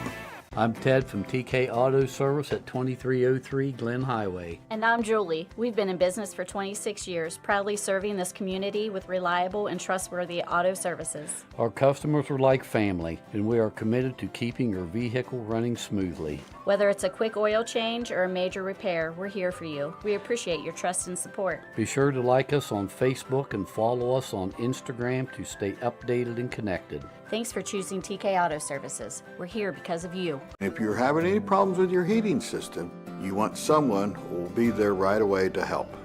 This is Russ Abels. At Abels, we provide emergency service for any brand of heating cooling system 24 hours a day, 7 days a week. Call us. We promise to get you up and running quickly and professionally. And if you ever need a replacement, we'll help you save energy and money with a new high-efficiency system. And we will do a flawless installation. If you need help with your heating, call Abels. 97.7 on your FM dial. We're WILE FM, Byesville, Cambridge. 97.7 on your FM dial. We're WILE FM, Byesville, Cambridge. From the Ohio News Network, this is the Ohio Education Association Tonight in High School Football. Named Best Sports Program in the Country by the National Association of State Radio Networks. Tonight in High School Football is presented by Beck's Hybrids and by Ohio for Responsible Gambling. Now here's your host, Skip Mossick. Good evening, everyone, and welcome to Tonight in High School Football's Halftime Report. Tonight we'll talk some Western Ohio football, where Marion Local's win streak has now grown to 69. Our resident expert on the Midwest Athletic Conference is Jim Lachey, and we'll chat with Jim next on the Ohio News Network. Every day, farmers rise before the sun and put everything they have into a job so few can do. Their courage, resilience, and relentless work shape the legacies and future of our country. At Beck, we're proud to stand alongside those who don't wait to see what the world do. They act, they lead, they are the difference. Beck's honors your commitment to your land, family, and purpose. And while we can't predict what the future holds, there is one thing we can do to change it, and that's be the difference, right now, in every decision and every season. Friday night under the lights reminds us teamwork, dedication, and community start in our schools. I'm Ohio Education Association President Jeff Wenson, and on behalf of the OEA's 120,000 members, we are proud to sponsor tonight's game and even prouder to support our public schools. Whether it's touchdowns or textbooks, success starts with a strong foundation. From the classroom to the end zone, we believe in every student's potential, because in Ohio, public education matters. This is Tonight in High School Football on the Ohio News Network. Once again, here's Skip Mossick. We are presented by Beck's Hybrids at Beck's. They are and will remain farmers at heart. And welcome back, everyone. Halftime of your game, as we like to talk some high school football from different areas of the state each week. It seems like there's always something impressive happening in the Midwest Athletic Conference over on the western side of the state. Our local expert on the MAC is former OSU All-American Jim Lachey, who played his high school ball at St. Henry. And Jim, wanted to ask you about Marion Local, their 69-game winning streak. I can't even begin to comprehend a high school class going their entire career without losing a game. I mean, there's nothing really to compare that to, is there? No, it has been an amazing run that Marion Local has been on. I mean, just look back, since 2021, they've won 4 straight state championships, and now they're going for another one here in 2025, sitting here at 5-0. Also, they've won boys track the last 2 years, so it's not just football, they've won basketball state champions. So they got a good group of athletes there, and this year it's no different for head coach Tim Goodwin, who, by the way, has a record of 328 wins, just 48 losses. He's been there for a while, but has done fantastic things. But they had to find a quarterback, and they found that. And Brennan Hess, he's done a great job for them to get them to 5-0. They found a wide receiver in Cal Nagel, who had 4 touchdowns last week's game, also plays quarterback. A lot of these guys play both ways, which happens quite often in Division 4, 5, and 6. You see a lot of these guys that are on both sides of the ball. So they found a winning combination, and it looks like it's continuing to go on. Well, Jim, you mentioned Tim Goodwin. I mean, it's not like he's beating nobodies over there. I mean, that league is so strong. 9 of the 11 schools have won football state championships. I mean, that's saying something. What can you point to as to why your Marion Local has been so successful for so long? I mean, that's a small school. They just had a great buy-in, again, a lot of these guys are second and third generations. They've seen their dad play, or heard stories about their dad play in high school. They've seen their brothers play. Now it's their opportunity to go out there and get it done. And, all they talk about is winning. But, a lot of that winning happens in the offseason. They got a great weight room. They got guys in there that go in, before school, get there early to get their workouts in, and it kind of spread to the whole school. I think that, they might have 100 and some boys in their school, but most of them are involved, in the football program. Most of them go in to work out. Most of these kids are farm kids too. It's not like they're, don't have work to do around the house and around the farm, but they find the extra time to buy in and get the weight room workouts in. They're 70, 80 strong on that football team, and just a lot of guys want to be part of a success. And when teams are winning, everybody wants to be involved, and their whole community is kind of bought in. And it's been fun to see. Well, Jim, last thing, we get this asked a lot. We'll never know for sure, but how do you think a team like a Marion Local would fare against a much larger D1 or D2 school? And would that, I guess, create some intrigue, or maybe just take away the mystique of never knowing? Yeah, exactly. It would be interesting to see how that would work out. I think eventually, like the kid I was talking about, the wide receiver Cal Nagel, they got him listed at 5'7", 150, which is great for a Division 6 and Division 7 high school football player, but might not add up and play against a Division 1 that has some maybe bigger athletes across the board. But I think pound for pound, they're one of the toughest teams. And the thing is, they're used to winning.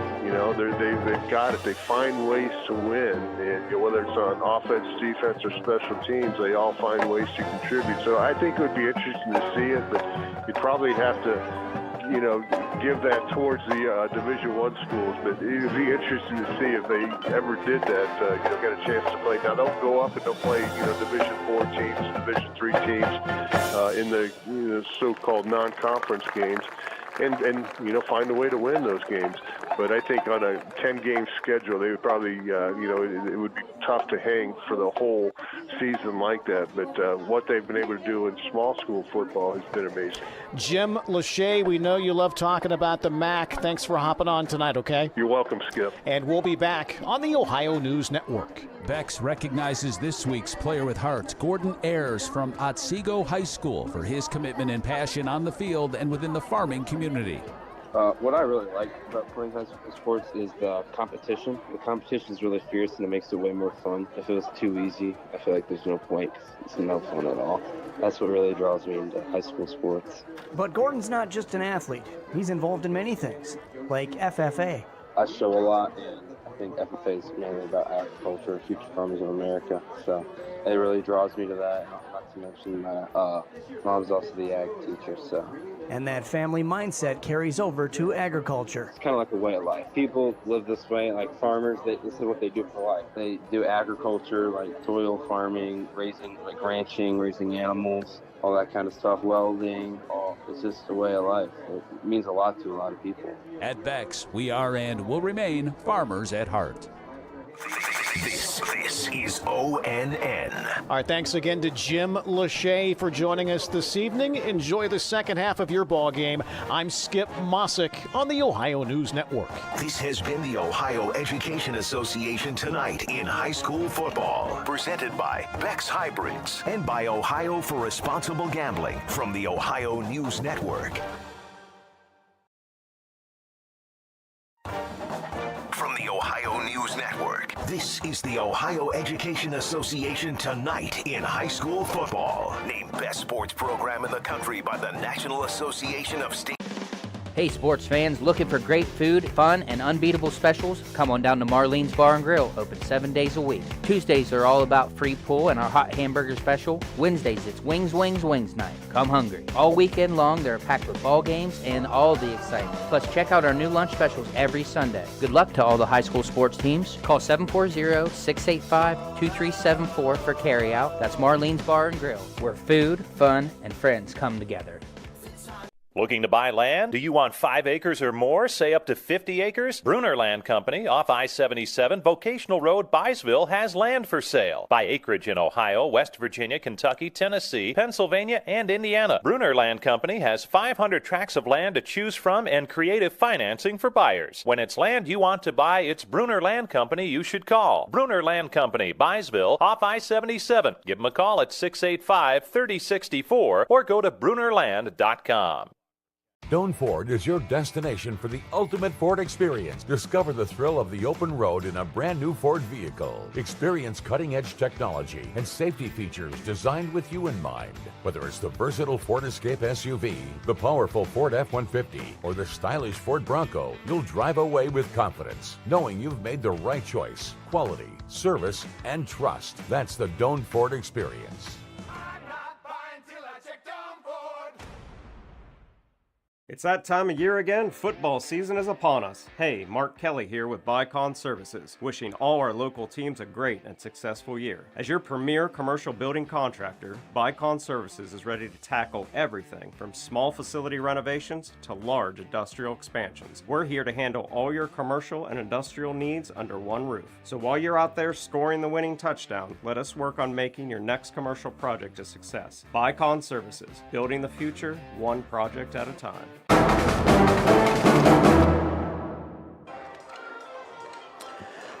Back on WILE-FM and on ABC Sports, YRP TV. Halftime score, Meadowbrook 20 and John Glenn 7 from homecoming night here at John Glenn High School. Homecoming king Braden Davis and Queen Estelle Matheny. Our congratulations to those two youngsters. Braden Davis leading the John Glenn student section over there, but not a whole lot to cheer about until the very last possession of the half, about the last minute of the first half, in fact, for John Glenn, as they escaped in danger of being down 3 touchdowns at halftime. Instead, only a 13-point deficit. Well, I tell you what, Meadowbrook had this thing almost wrapped up in the first half, had it not been for that last key play from Pennington's catch from Edwards there in the back of the end zone. Now they get the ball to start the second half, and with a little bit of momentum on their side, but John Glenn has to stop the Meadowbrook running game, and they're just running all over them right now, getting yards, getting what they can, and Michael Ray's been really good through the air, 8 of 9, 88 yards.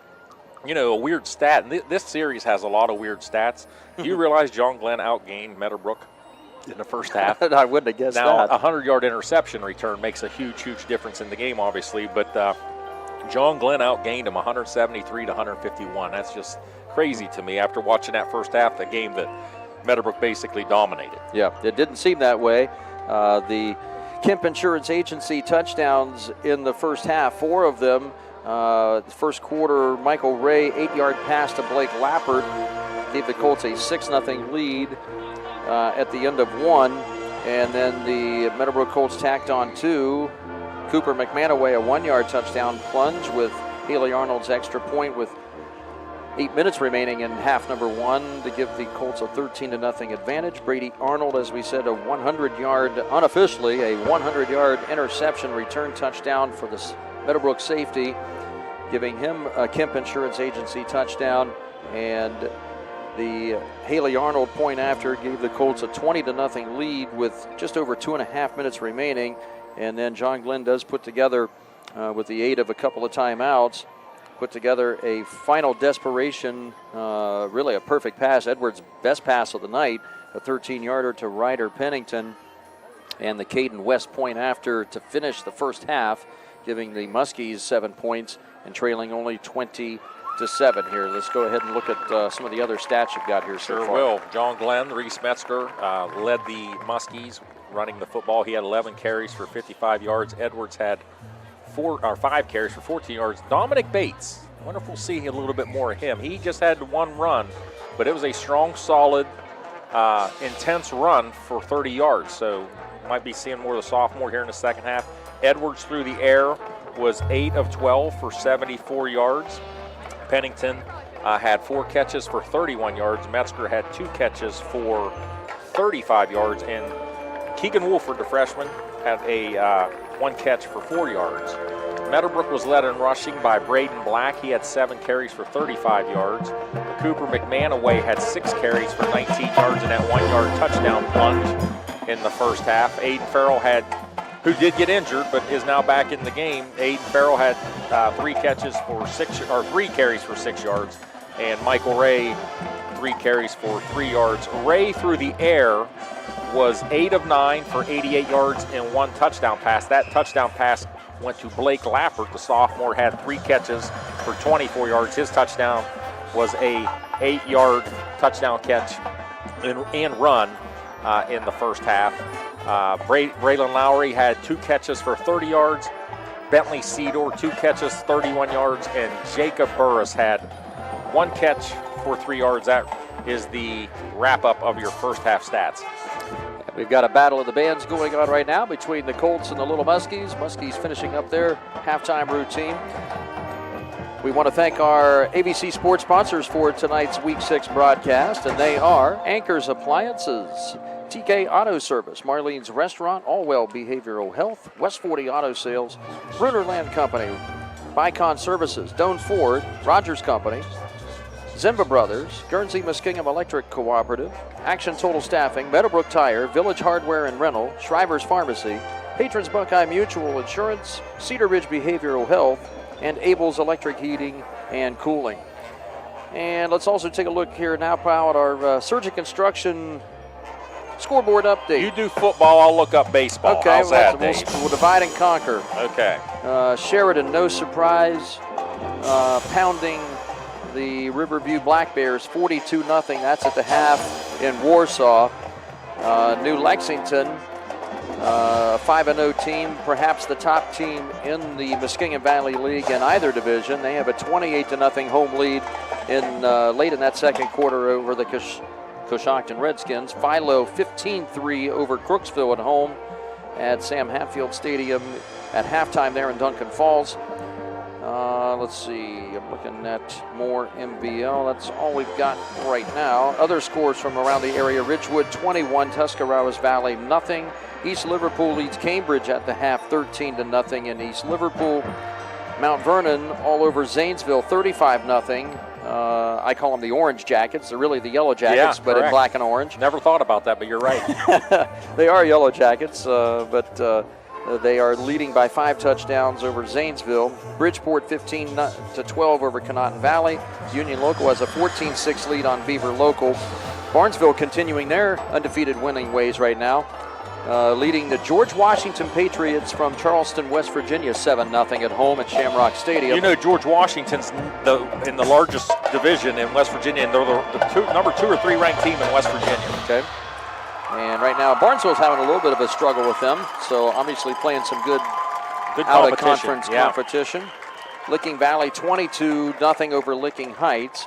Morgan back maybe on the winning track as they have a 20-7 lead down in McConnellsville in the second quarter, late second quarter report over West Muskingum. And Tri-Valley over at Maysville down in Southtown, leading by 15 points there, 29-14 the last score update late in that second quarter from Maysville. Well, from the MVL to the American League. Let's go to the American League first. Okay. The game of interest, 2 games of interest. The Detroit Tags are beating. They're beating the Red Sox right now in the 4th inning, 3-0. Right now, that's for the American League Central, and the Guards are still down 4-2. That game is 4-2 in the 1st inning, but it's now in the 4th inning. The Rangers are beating the Guardians 4-2, and I had 0-0 in the first still with the Reds and the Brewers, the other local game of interest. But you know what? Let's do one more game. The Pirates are beating the Braves 4-1. All right. 4-1. Hey, you can have your sweep this weekend. That's fine. The Reds avoided the sweep yesterday, which was of little comfort. Still battling with the Mets and the Diamondbacks for that last wild card spot. Detroit and Cleveland tied for the top spot in the AL Central right now going into tonight's action. But it looks like a lot of these teams that are vying for playoff spots now are starting to feel the pressure maybe a little bit and, not pulling off the wins they might should win, But, yeah, it's going to be a fun October, that's for sure. Fun weekend. We'll take one final timeout here on ABC Sports. Second half will get underway in a couple of minutes from homecoming festivities here in New Concord at John Glenn High School. But the Muskies trailing the Colts 20-7. And we'll be back with second half kickoff here on 97.7 and on YRP TV in just a moment. I was sitting in my car and it wouldn't start. I lifted the hood and the engine was falling apart. What would I do? My eyes filled with tears. Then on the radio I heard of West 40 by Pay here, where for a little money down and a little each week, I could have a car, nice, shiny, and sleek. So I walked in the door and I put the money down. Now I got a nice car that I can drive around. West 40 by Pay here will help rebuild your credit. The corner of Dewey and Route 40 in Cambridge, don't you forget it. West 40 Auto Sales, corner of Route 40 and Dewey Avenue in Cambridge, is home of the guaranteed credit approval, with most loans approved while you wait. Go to their website to fill out an online loan application, west40autosales.com. You'll also find their weekly special listed there.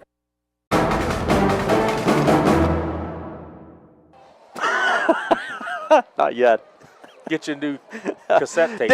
Dave Davidson and Mike Snipely back in the booth here. Joel Lasigo and who is that? Mike Mitchell on our YRP TV video crew. We were talking about the 50-50 winner here as we were coming back on. $275, I think, to the winner. $275. And I said that would be really helpful for me. That would be going toward a Plymouth or a Dodge right now. And I just thought it'd be good for your cassette deck that you still have in there. And I got another one on the way, too, as a matter of fact. Just eBayed one again earlier this week. I threw 900. I got to get one in the truck. I threw 900 cassette tapes away. I just don't think they're going to be worth much. And the CDs, maybe. I don't know. Records were, obviously, but remember the old when the when the tape would come out and you had to put the pencil in the cassette and roll it back up? I just did that last week. Yeah. Yeah. What? Can I ask what tape it was? What album? Or I think it was The Police. The Police. Synchronicity.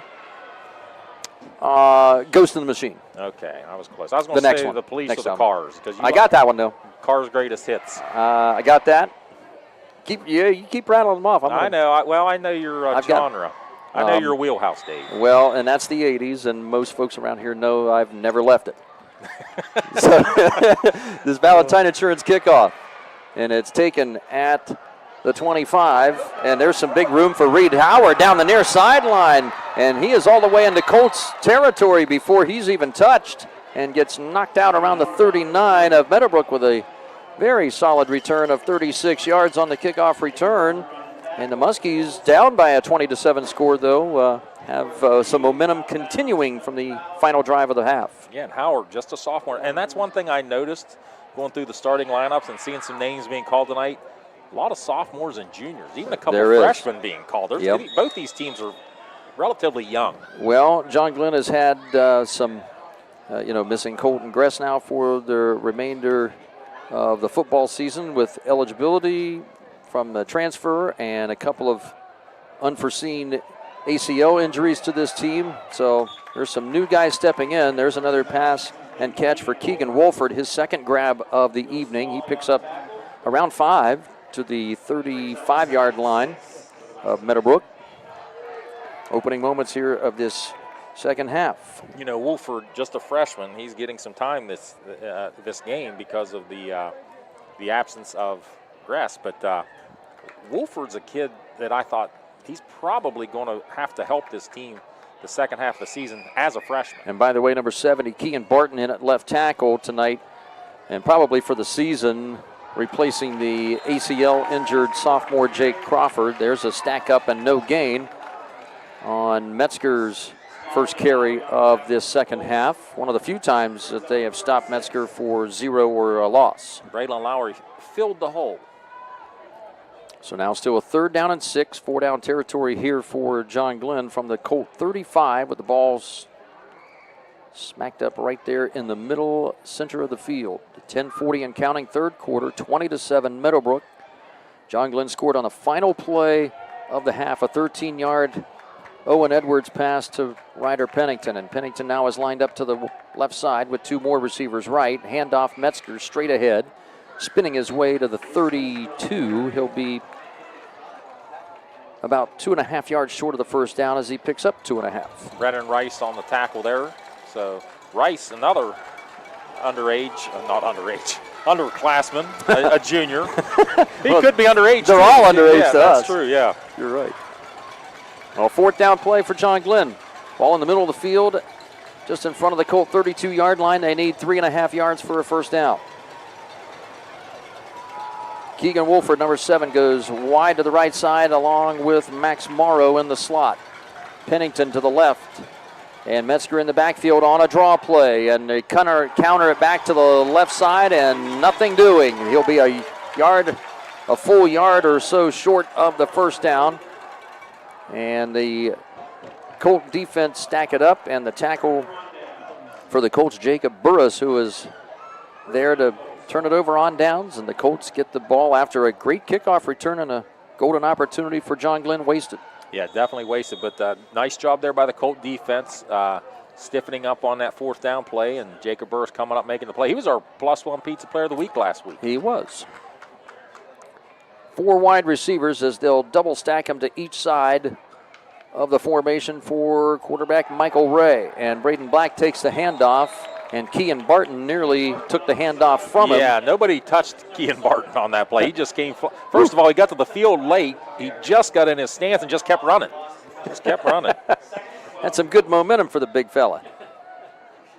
And that'll be a tackle for loss of 2 for the big 230-pound senior, number 70, Kean Barton. The 2nd and 12 play now. We'll see Meadowbrook's being a bit more deliberate here now on this possession. Yeah. Their first 2 or 3 drives were really tempo-driven, and it seemed to really pay off benefits for them. Well, let's see if the philosophy changes here, taking your time with the things. But you're right, Dave. When they were playing fast, they were really hard to stop. Ray from the pistol, fake handoff to Black, and he's got a gaping hole over the right side as he puts his head down and runs over safety Michael Magis and picks up a good 10, close to 11 yards on 2nd and 12. He'll be at the 40-yard line, 1.5 yards short of the first down. Ray's longest carry of the night. And the Muskie defense better get set up and ready. They're making substitutions, and we got 3-4 flags flown all at the same time. That's going to go against Meadowbrook. Yeah, Meadowbrook's O-line never did get fully set, and I believe the officials missed the first false start, but they got the second one. Someone flinch out of the 3-point stance? Yes. I was too busy watching Muskie defenders still flying off the field and coming on. I thought they were only going to have 9 defenders out there. Used to call that a Chinese fire drill. Well, it was every bit of that. And now a 3rd down and 6 for Meadowbrook from their own 35-yard line with the clock running at 8:10 third quarter, 20-7 lead for the visiting Colts. All in their all-white uniforms with the orange and black. And play action fake, thrown over the middle on the quick slant. That's a catch for Bentley Seedor, and he'll be in Muskie territory at the 47-yard line before he's thrown down. And another nice gain of 18 for Seedor now with his, I believe, his 3rd reception of the night. 48 yards for Bentley. Well, he's been effective. He has gotten receptions in chunks tonight, and he is a tough customer to bring down. 2 double-stacked receivers, 4 wides for Michael Ray as he fakes the pitch. Now jukes and jives his way. Missed tackle at the 40 to the 35-30. Inside the Muskie 25. Another Bicon Services first down for the Muskies. They'll mark him out of bounds at the 23, it looks like, and another, looks like a 23-yard gain. Playing fast or playing slow, it doesn't matter right now for this Meadowbrook offense. They have gouged the Muskies tonight. That's why, I mean, these big plays, 10, 15, 20, 25 yards, and like you said, at halftime, I think the Muskies had them outgained by about 20 to 25 yards. Shocked me, because it seems like, Meadowbrook has piled up, 300-plus yards of offense. Right. That's the way it seems. First down and 10. Handoff Braden Black for Meadowbrook. Starts left, cuts it up the middle, carries Dominic Bates and a Muskie tackler or two with him inside the J&M Electric red zone of John Glenn all the way to the 16-yard line and a pickup of nearly 7. 40 yards on 9 carries for Braden Black.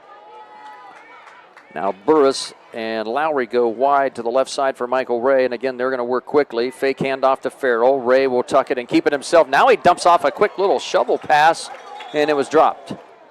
That was interesting. A little dangerous. A little bit. A little improvisation there, kind of pulling something out of the... We do have a flag down. Now, could this be a lineman downfield situation? Yeah, maybe. Lappert was the intended receiver, kind of... Ray pulled out the Mahomes chest pass. Playbook chest pass, yeah. They're talking to Matt Edwards over there. It is an illegal man downfield is the call. The flag is over on the far side around the 10-yard line. I would think you would want to move this back. I wouldn't feel too comfortable with a 3rd and 3 the way that the Colts offense is gouging the Muskie D. Just the 2nd miss on the night for Ray. So a 5-yard setback for Meadowbrook moves them back to the 21. 2nd down and 8 now with under 7 minutes to play. 3rd quarter, Meadowbrook 20, John Glenn 7. When you see the run-pass option, I don't care who's playing, you're going to have a lineman downfield every so often. Aiden Farrell, the running back to the right side of Michael Ray. Play action fake. Ray keeps it himself, now throws. He had a wide open Bentley Seedor. The Muskie defenders there, a mix-up in communication. Downfield again. Boy, it is. John Glenn extremely lucky there. Reed Howard and August Camp got confused in coverage. They both bit up on the run fake by Michael Ray, and they had Bentley Seedor all by himself in the end zone, and Ray, one of the few times he has just flat out missed his receiver. That penalty flag over again on the far side at the 14-yard line, and again they're going to talk to Matt Edwards and the Muskies. Ineligible downfield. They'll decline this one. They like 3rd down and 8 a little better than the previous play. Well, I will say this. Ray is making the run-pass option at the very last second. I mean, the very last millisecond. It's making it look pretty easy except for that last pass. Farrell in the backfield. 4 wideouts for Ray. Good protection. Not much pressure. Rolls out to his right. Throws toward the sideline, and it's way underthrown for Bentley Seedor at the 4-yard line. Incomplete. And Michael Ray has had pretty good protection back there most of the night. Not a whole lot of pass rush pressure. I mean, the front 3 from John Glenn, they've really only blitzed usually one guy. They've usually had a 4-man rush coming at him. And generally, he's not had to sit in the pocket. He gets rid of the ball pretty quick, usually with the bubble screen or quick slant throws type passing game. Well, now it's a 4th down and 8 from the Muskie 21. Ray has Farrell in the backfield to his left, 3 receivers left, and Cedor to the right. Looking left, over the middle now. Wide open man on the crossing route is number 7, Jacob Burris, with another catch and a Bicon Services 1st down and goal for Meadowbrook in the J&M Electric red zone for the Colts, leading it already 20-7 with 6.5 minutes to play and a 1st and goal now from the 5. Burris' 2nd catch on the night, 19 yards. Ray on the quarterback keeper out of the pistol, looking to get her outside right, and the Muskies will ride him out of bounds for a very short gain. Nice job by number 23, August Camp. And let's see, they're going to mark him out around the 3, so a pickup of a couple yards for the Meadowbrook junior QB, Michael Ray. That'll stop the clock with 6:22 and a 13-point lead for the Colts, and they are looking to steal some happiness away from the maroon and white here on homecoming night. Braden Black in the backfield now with Ray, and they'll fake the run to the left side as Ray keeps it on the quarterback keeper right up the gut, and he's across the goal line for a 3-yard touchdown. Michael Ray with the rushing touchdown. It's his 2nd TD of the evening for Meadowbrook, and with 6:15 remaining in this 3rd quarter, the lead goes back to a healthy 19 points, pending the point after try by Haley Arnold. Fans looking for great food, fun, and unbeatable. All momentum has went back to the orange and brown. Sure has. Looks like the Colts are short somebody on the extra point team. Well, it looks to me like they've got. Now they have enough. Well, they have 11 out there. I was trying to quickly count all the bodies. I thought if they're trying to add one more, they're down to the final seconds of the play clock, but they get the play off, they get the snap down, and Haley Arnold boots extra point number 3 through there and gives the Meadowbrook Colts a 27-7 advantage with 6:15 remaining in this 3rd quarter, and we'll step aside on WILE-FM on YRP TV as our Week 6 coverage of high school football continues in a moment.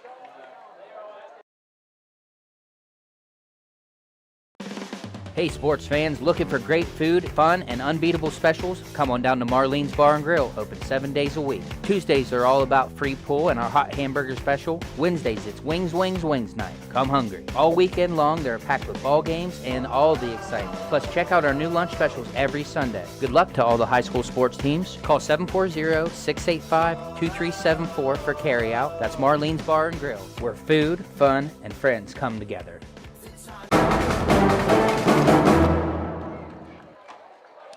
Welcome back on AVC Sports. Joel Lasigo and Mike Mitchell on our live stream broadcast video crew.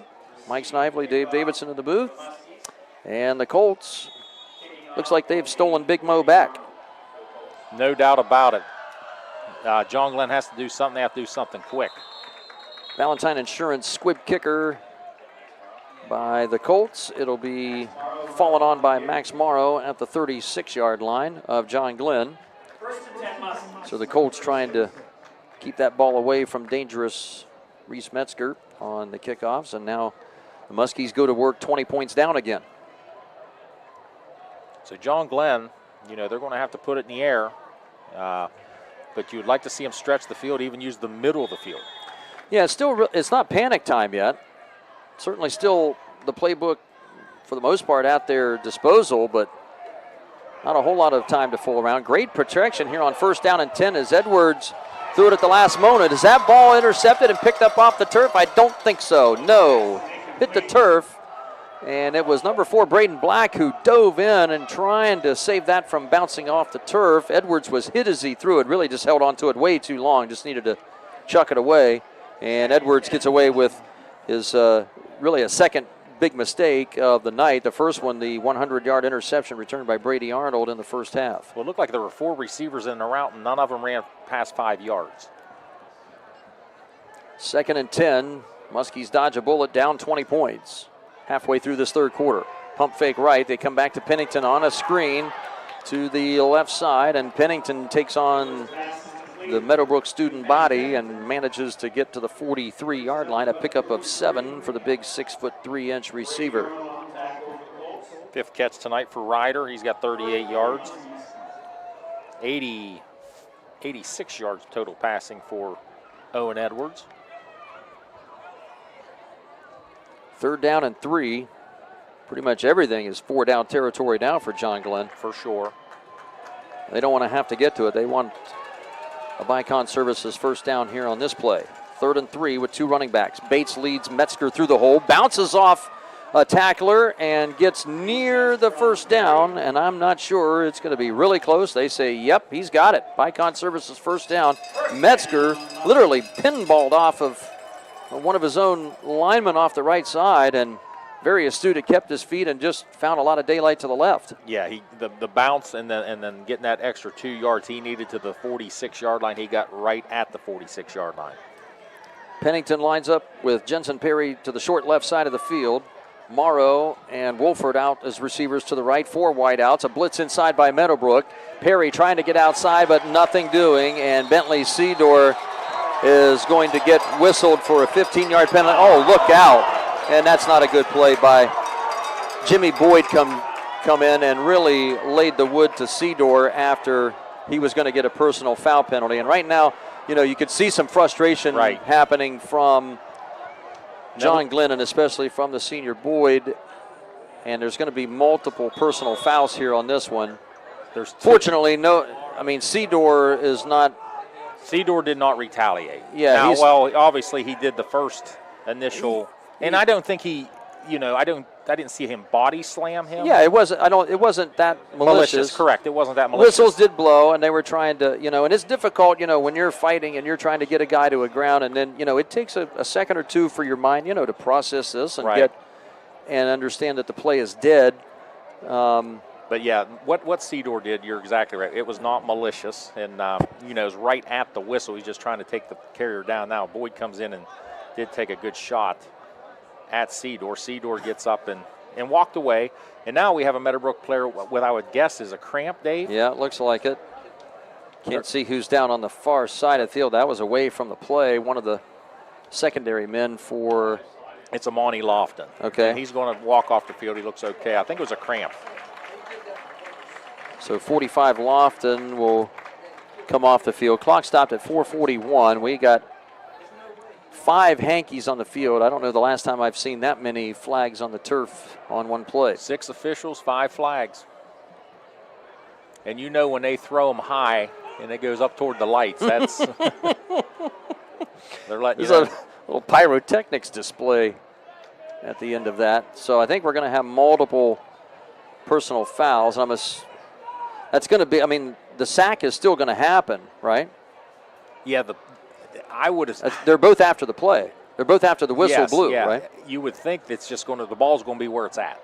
There should be a personal foul on Meadowbrook, a personal foul on John Glenn. You could argue John Glenn's personal foul may have been worse, and it was. It's still going to even out, and the ball's going to be exactly where it is after the play.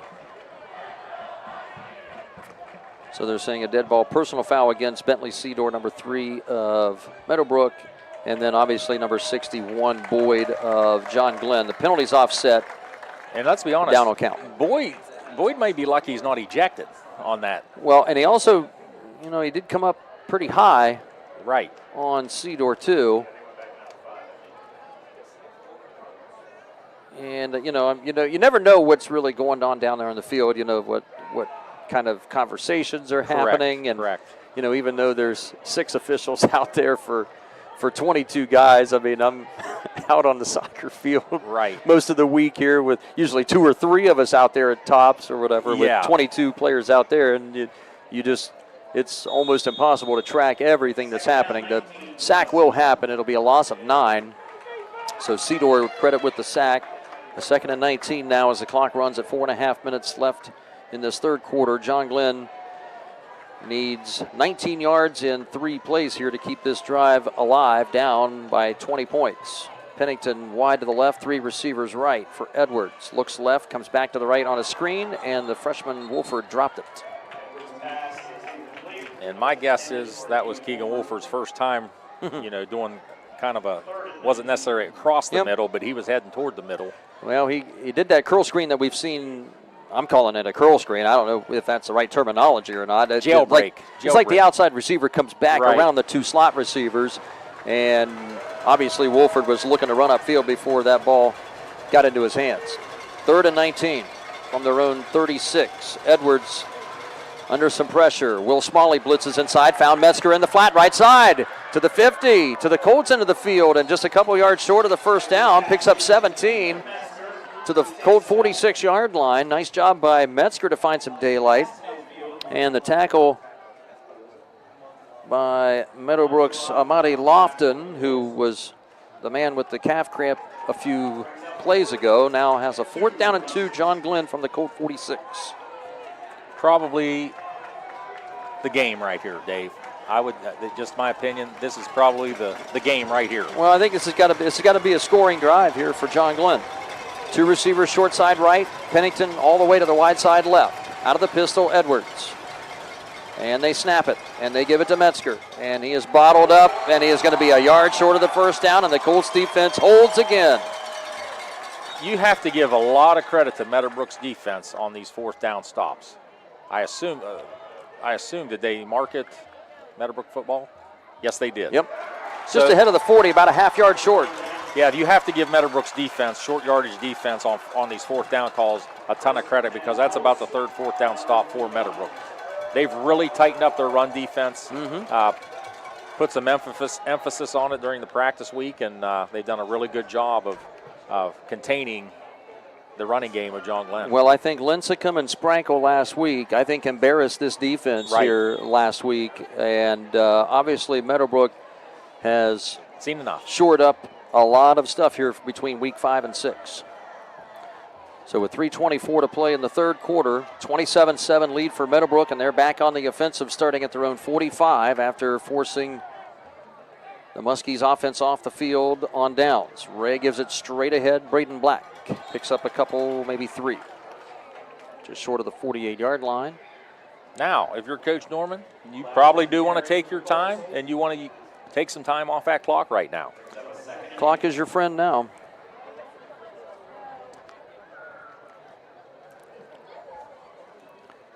And they definitely are taking their time. We have to watch the back judge tonight. He'll let you know when there's 10 seconds left on the play clock and 5. I believe he counts it down from 5 out as loud as he can. Yeah, they have been counting it down. 2nd down and 7 play. The toss to the right side for Braden Black. Gets some blocks leading the way, and he'll dive forward, lowering the shoulder for a gain of 3 more. To the John Glenn end of the field at the 49-yard line. Dominic Bates there with the stop for JG.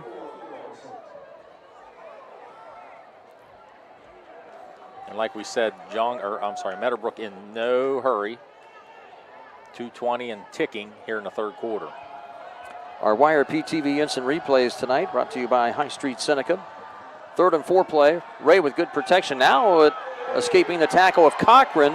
Had him back there for a sack. Ray escapes, and he scampers for another Bicon Services 1st down. And a late flag comes in at the spot of the tackle at the 33-yard line, and this will probably tack on 15 more. Ray with a great scramble. Yeah, you're not going to see a better 16-yard scramble by a quarterback than we just saw right there. That was outstanding footwork and vision there by Michael Ray. That's a 16-yard scramble run for junior quarterback Michael Ray. And waiting to see the official flag results, and I think this is going to be probably a late hit. A late hit or a targeting.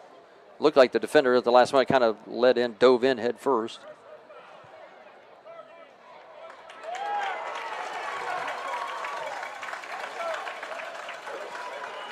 So I'm not sure who the targeting was called on. How do they handle the targeting here in high school? Oh, boy. Because there's no cameras, angles with reviews and everything else. Yeah, a few years ago, Colt Emerson, believe it or not, at Tri-Valley got ejected, but they reviewed it over the week, and he was eligible for the next week. Okay. So Ray to throw it on 1st down and 10. He pump fakes. Now looking to the end zone. Wide open man, Bentley Seedor. Touchdown, Meadowbrook in the right corner of the end zone. I believe that was 18 yards, Dave. I'm looking. 18-yarder. Michael Ray with his second TD pass of the night. And it is all Meadowbrook here on John Glenn's homecoming night now with a 33-7 lead. Seedor with his second touchdown on the year. He has 4 catches tonight. 66 yards total. Seedor, who's a really good receiver, he's been wide open several times tonight. Well, they have taken advantage of some of that youngsters in the Muskies secondary. A low snap back to Lowry. And another late flag is going to come in as well, as the point after is up and good for Haley Arnold, as she has now hit 4 in a row for the Colts.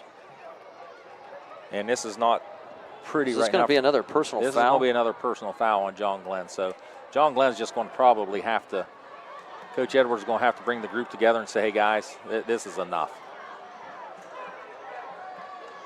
So Coach Norman's going to take it on the kickoff. And Meadowbrook will be kicking off from the 45-yard line on the other side of the 50. So a personal foul, late hit. It was roughing the kicker against John Glenn, and they find themselves now trailing 34-7 with just 1:48 remaining in quarter number 3. And the Colts now will be taking this Valentine Insurance kickoff all the way up to the Muskie 45-yard line to start. So John Glenn needs to start backing up, and Meadowbrook needs to start scooting forward here. Well, right now, John Glenn's just got to get composure back, forget the scoreboard, and play each down of football right now. They've recaptured the momentum after trailing 20-0. A 13-yard pass to Pennington from Owen Edwards at the end of that half to give them a 20-7 advantage. But really, ever since they had their opening drive thwarted on downs, John Glenn's had a serious loss of composure since that point. That kickoff about 7 yards deep in the end zone on this Valentine Insurance kickoff by Meadowbrook, and Muskies will take over at the 20, down 27 points. Arnold got a pretty good kick. I know he was 15 yards ahead, but that was one of his best kicks I've seen this year. That would be Brady Arnold, not to be confused with Haley Arnold. Yes. 19 Brady Arnold doing kickoffs. Haley Arnold 21 with point afters and field goals. And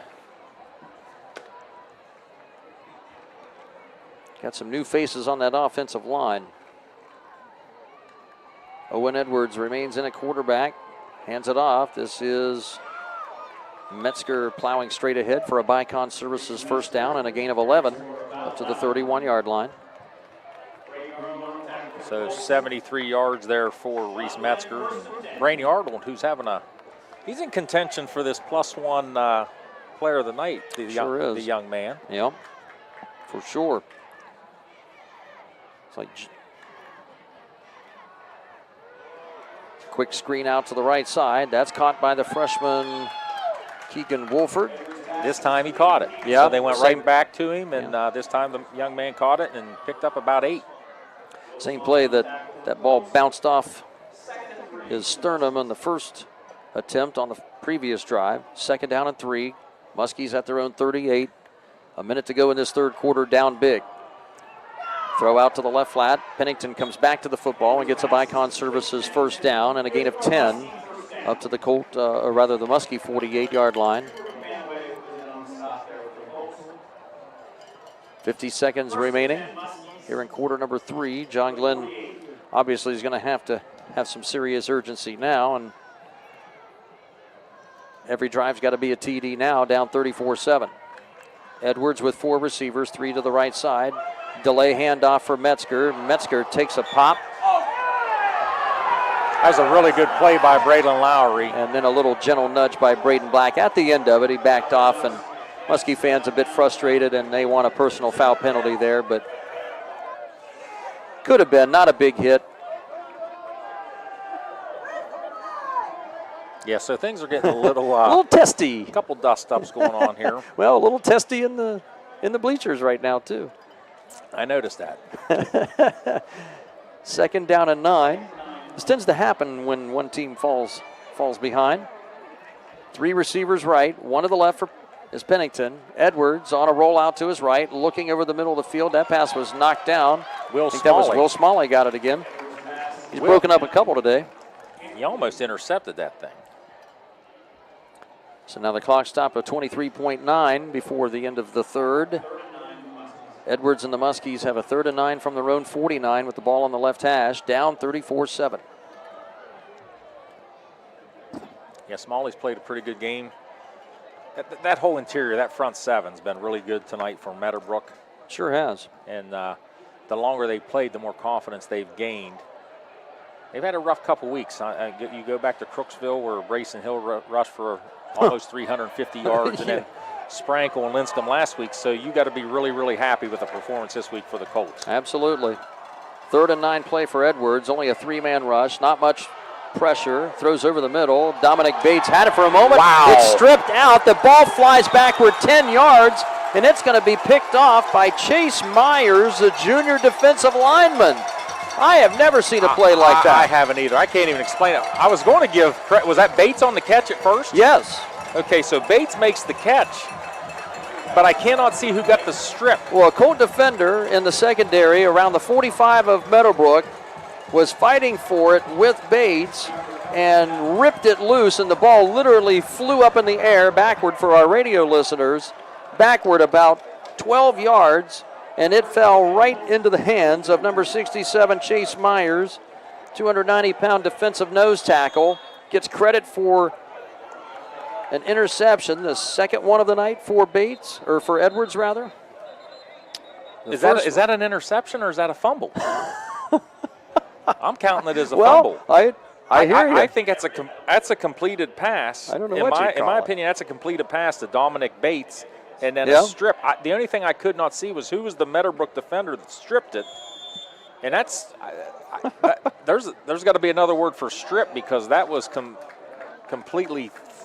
I like you said, I can't explain it.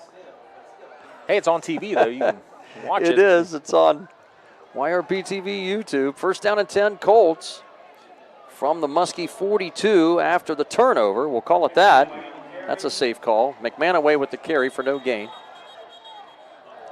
And Clock's not working right now. the Muskie crew is trying to get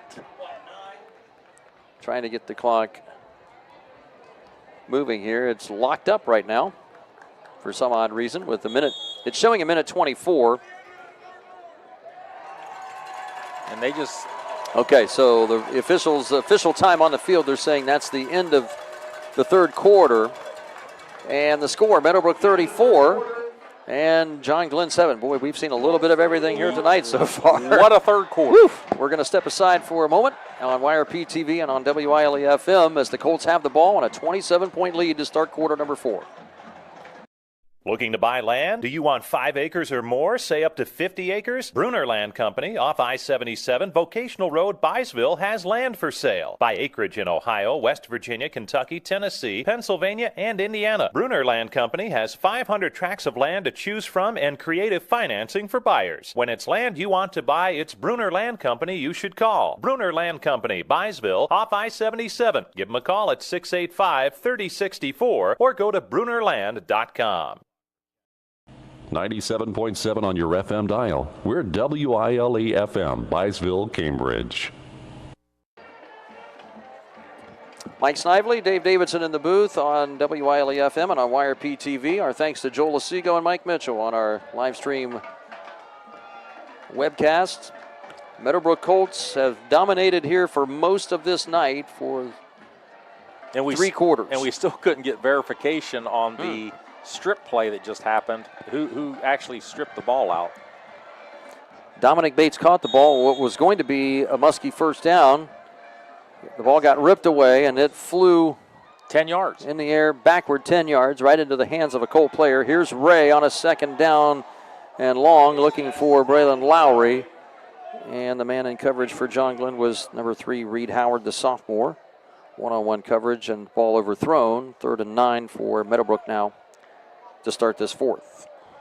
I got Ray right now 11 of 16, 139 yards, 2 touchdowns. He's also ran the ball 8 times for 59 yards and a touchdown, so almost 200 total yards offense for the quarterback.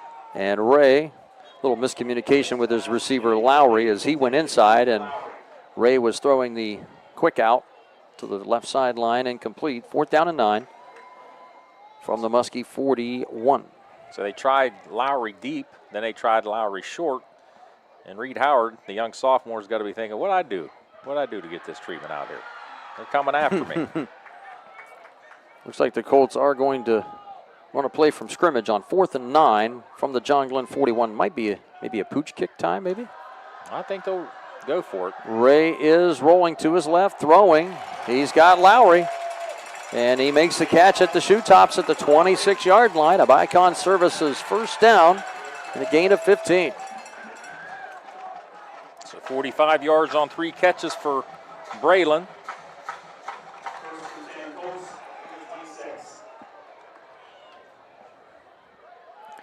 And this Muskie defense is exhausted. Pitch to the left side, McManaway. And he gets buried around the 26-yard line. Picks up a yard or so, maybe, before getting belted out of bounds. I don't want to jinx it.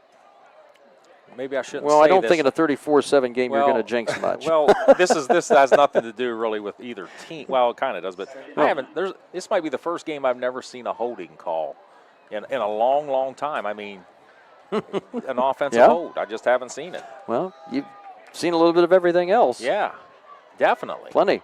We did see 5 penalty flags on one play. Yeah. And the fake handoff for Michael Ray. Fakes it to McManaway. Now rushes out to his outside right. And a nice open field tackle by number 23, August Camp, or was that Bates? I'm sorry. That was Camp, okay. That was Camp. Well, I second-guessed myself there for a moment. It's 23, not 29.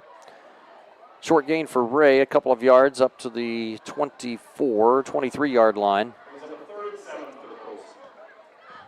Ray would have been safe at first base there. That's about where he ended up. Yeah, on the softball field during the spring season. 3rd and 7 play. Quick throw out to Lowry. Gets a nice block from Lappert, and he'll have a Bicon Services 1st and goal. Lowry inside the 10-yard line. Reed Howard and Jensen Perry knock him out of bounds. That was a great block by Lappert out on the edge, freeing up Lowry for an easy pitch and catch. First down in the J&M Electric red zone for Meadowbrook. Dave, we're really close to the running clock. Real close, like if they score a touchdown on this drive, close. 10:32 remaining 4th quarter. It's been all Meadowbrook here tonight. The only touchdown of the night coming at the end of the half for John Glenn. Other than that, the visitors have dominated. Handoff McManaway around the left tackle, untouched to the end zone. 8-yard touchdown scamper, and it is 40-7 Meadowbrook. Cooper McManaway's second touchdown. He has 29 yards on the evening, so his second touchdown of the year, too. So we are going to see the running clock, and Haley Arnold's going to come in and try to tack on another one. Missed her first one, a line drive under the crossbar on her first attempt, but she's nailed the last 4. And now out of the Braylon Lowry hold, Haley Arnold will attempt PAT number 5 made, and that one is knuckleballed in and good. 41-7 Meadowbrook with just under 10 minutes remaining in this 4th quarter from New Concord's homecoming festivities at John Glenn. We'll take a break here on AVC Sports as our Week 6 high school football coverage continues in a moment. Doan Ford is your destination for the ultimate Ford experience. Discover the thrill of the open road in a brand new Ford vehicle. Experience cutting-edge technology and safety features designed with you in mind. Whether it's the versatile Ford Escape SUV, the powerful Ford F-150, or the stylish Ford Bronco, you'll drive away with confidence, knowing you've made the right choice. Quality, service, and trust. That's the Doan Ford experience.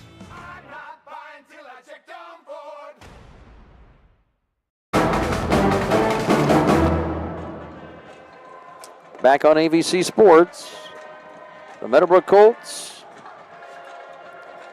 I think it's safe to say they're going to get their second win of the season tonight. They were 1-4 coming in. John Glenn at 3-2.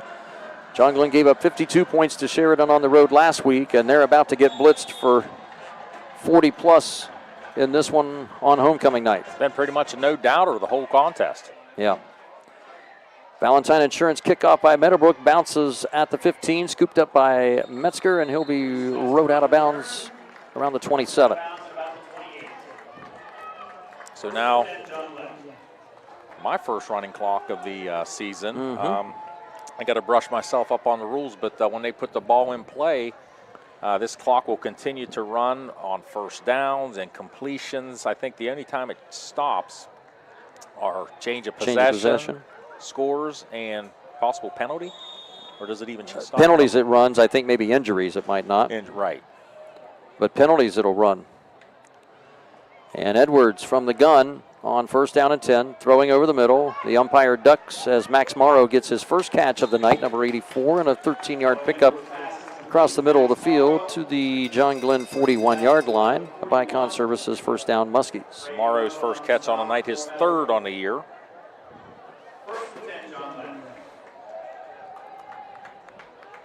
Right now, John Glenn just working to save face in this one, as they're going to drop to 500 at the end of the night. Edwards trying to set up a screen for Metzger, and he had a host of blockers out there. 3 big linemen out there leading the way, but misfired on that one as he overthrew his intended running back target. You know, and they're going to use Reese Metzger in the screen game, and they do a pretty good job of it. And as much as they do it, you would think other teams would adapt to it, but I think they do just such a good job of disguising the screen that it's effective for John Glenn. Edwards with 3 receivers. Metzger in the backfield with him. Throwing to the left side. Oh, look out. Aiden Farrell had himself a pick 6, and he was looking for more, and he is really frustrated with himself on that far sideline. Number 2, Aiden Farrell read that thing like a book. The only thing he didn't do correctly there was catch the ball. And I think Aiden would like to have that one back. Normally, without two-way players, you might say, well, guys are playing defense. Why? Because they can't catch the ball. Right. They can tackle the ball, but they can't catch it. Third down and 10. Edwards throwing another screen to Ryder Pennington. The curl screen, got it. First down and more across the Meadowbrook 45, 40, and down to the 35-yard line. Ryder Pennington with a gain of nearly 25. One of the few bright spots. Is that the biggest pass play tonight for JG? 24 yards, that is the biggest, yes. And it comes just over 7.5 minutes remaining in the game. First down and 10, Muskies from the Colt 35-yard line, trailing 41-7. I don't know if anybody from either side tonight saw that coming. Edwards with a pump fake, runs, bounces off a tackler, and I think the Colts right now are trying to strip the football rather than tackle the ball carrier, and it's another Bicon Services first down, John Glenn, after a gain of nearly 13 for the JG quarterback. Let me state this. I did see some great sportsmanship there between Metzger and Braden Black. We haven't got to talk about sportsmanship tonight. That was some very good sportsmanship between those two gentlemen. Had some dust-ups earlier. Big one in the third quarter a little while ago, but things have simmered down since then, and I think the coaches now have the players' attention. These young men still sometimes easy to forget they're still 16, 17 years old. First down and 10 play, Edwards with a pump fake, and now looking for Ryder Pennington, throws into double coverage, up for grabs in the end zone. It's incomplete as Pennington fights off Aiden Farrell for it. Farrell's pretty good out there. I like watching him play. He's step for step with Pennington that time, as he was early in the first half in a similar play. And then, like I said, he almost had that pick 6 earlier in this drive. John Glenn now a second down from the Colt 23.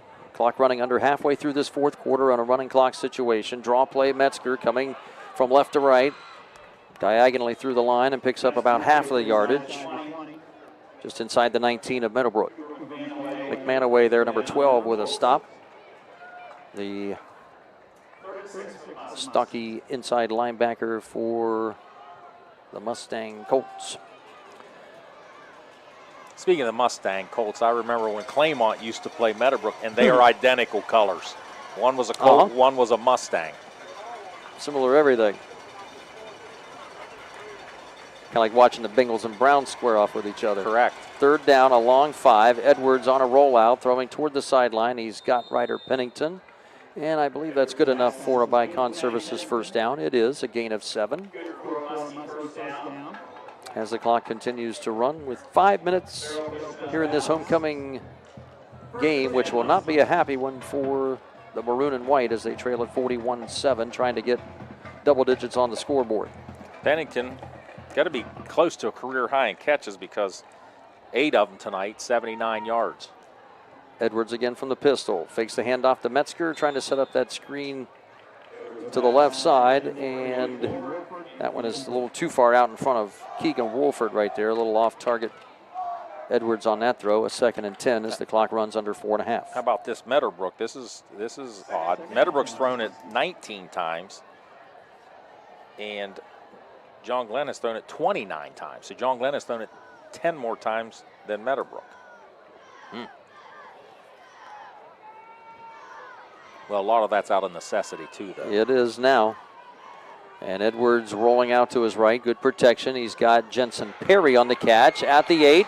Breaks a tackle or two and gets into the right side of the end zone for a Muskie touchdown. With 3:28 to go in this fourth quarter, an injured Amani Lofton was down on the near sideline, but gets back up to his feet momentarily. He'll hobble off under his own power. 41-13. Muskies get a touchdown back late in this fourth quarter. Caden West on to attempt the point after out of the Owen Edwards hold. The snapper Dominic Bates, and whistles blow before the kick takes place.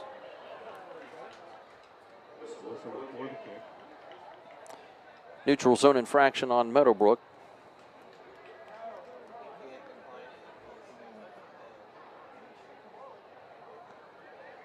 So that's why I say it's in high school football, when team lines up in the neutral zone, I think it's already dead, right? Yeah, I don't think they allow the play to happen. Play can't happen. It's like a false start on the defense, essentially.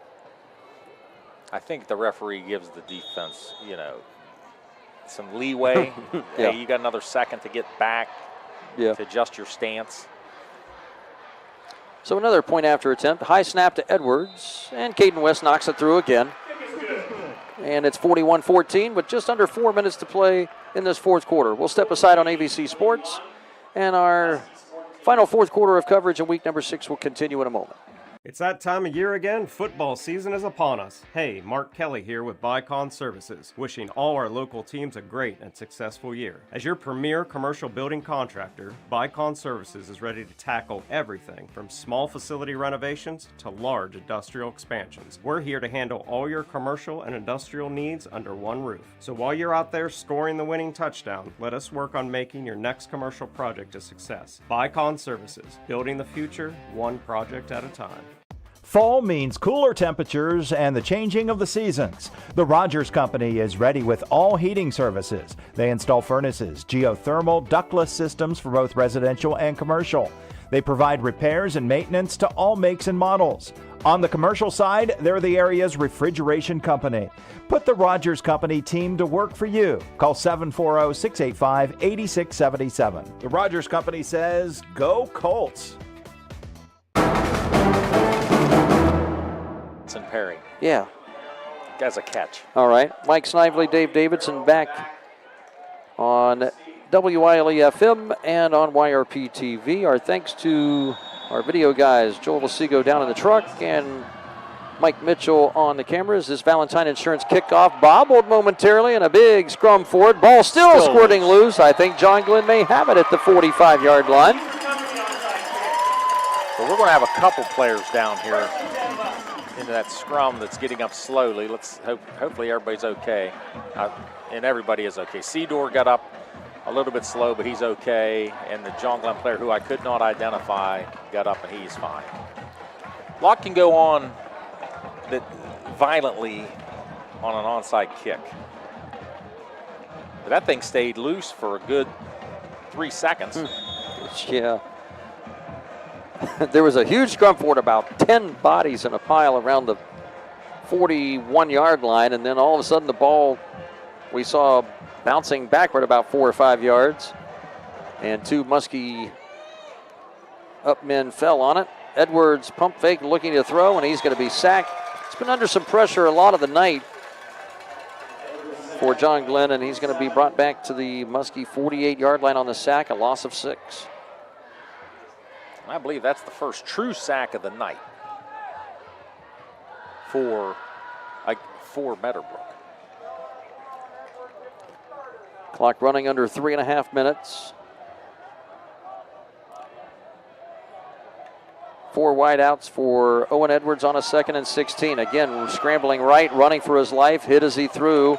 Bentley Seedor provides the pressure as he knocks down the John Glenn quarterback, incomplete on that throw, and Edwards has made a living of fleeing for his life. You know, sometimes we think of Seedor, you know, who does have 4 catches tonight for a touchdown as an offensive threat, but been watching him a lot lately defensively. He really has a high motor defensively. He gets after it and puts pressure on the quarterback and does a good job defensively as well.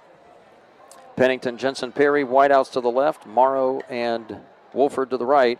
Handoff Metzger in the backfield on a 3rd and 16, and he finds some daylight up the left side. Carries Colts with him for an extra 3 or 4 more yards over the 40 of Meadowbrook to the 37. That'll bring up a 4th and 2, so a nice 11, I guess about a 14-yard run for Metzger.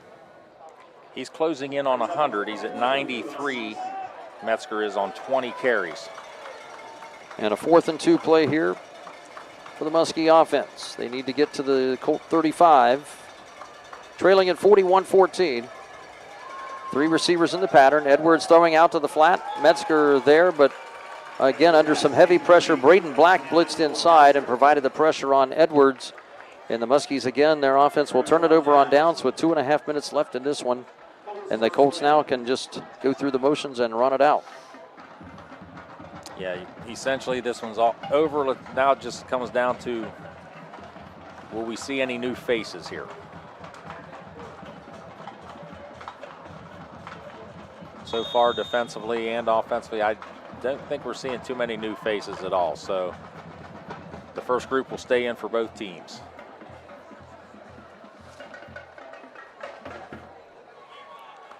First down and 10, Meadowbrook from their own 37. They will come away with their 2nd win in 6 weeks. Nice rebound win for this team here for Steve Norman's bunch after getting embarrassed at home 44-14 to Philo last week. Here's Braden Black with a big run, carrying Dominic Bates with him for another 6-7 yards or so before Bates makes a touchdown-saving tackle at the John Glenn 35-yard line of Bicon Services first down Colts. 72 yards for Braden, having a good night tonight. Just 12 carries too. Yeah, we've seen a very good performance tonight, Meadowbrook, offensively, defensively, and special teams tonight. Yep, victory formation here now by Meadowbrook as they look to the back judge now for the play clock. It had no play clock tonight, down to 3 seconds now. They'll snap it.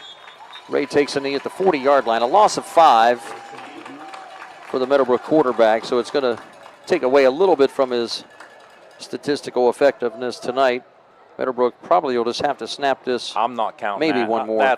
We're not even counting that. Yeah, there you go. But I did get an update from some of my Cincinnati Reds fans, and a big shout out to Cheryl Matthews. The Reds and Brewers are tied. It was 1-1 in the 4th inning, I saw. Yeah, so last report. Still tied at 1. And we'll have, well, I don't think we're going to go to, I'm going to ask, let's see, I don't think we pick up the Reds broadcast, do we, after our high school football coverage tonight? We do not, okay. I did get clarification from Joel on that. It's nice to have the boss right down from us, letting us know.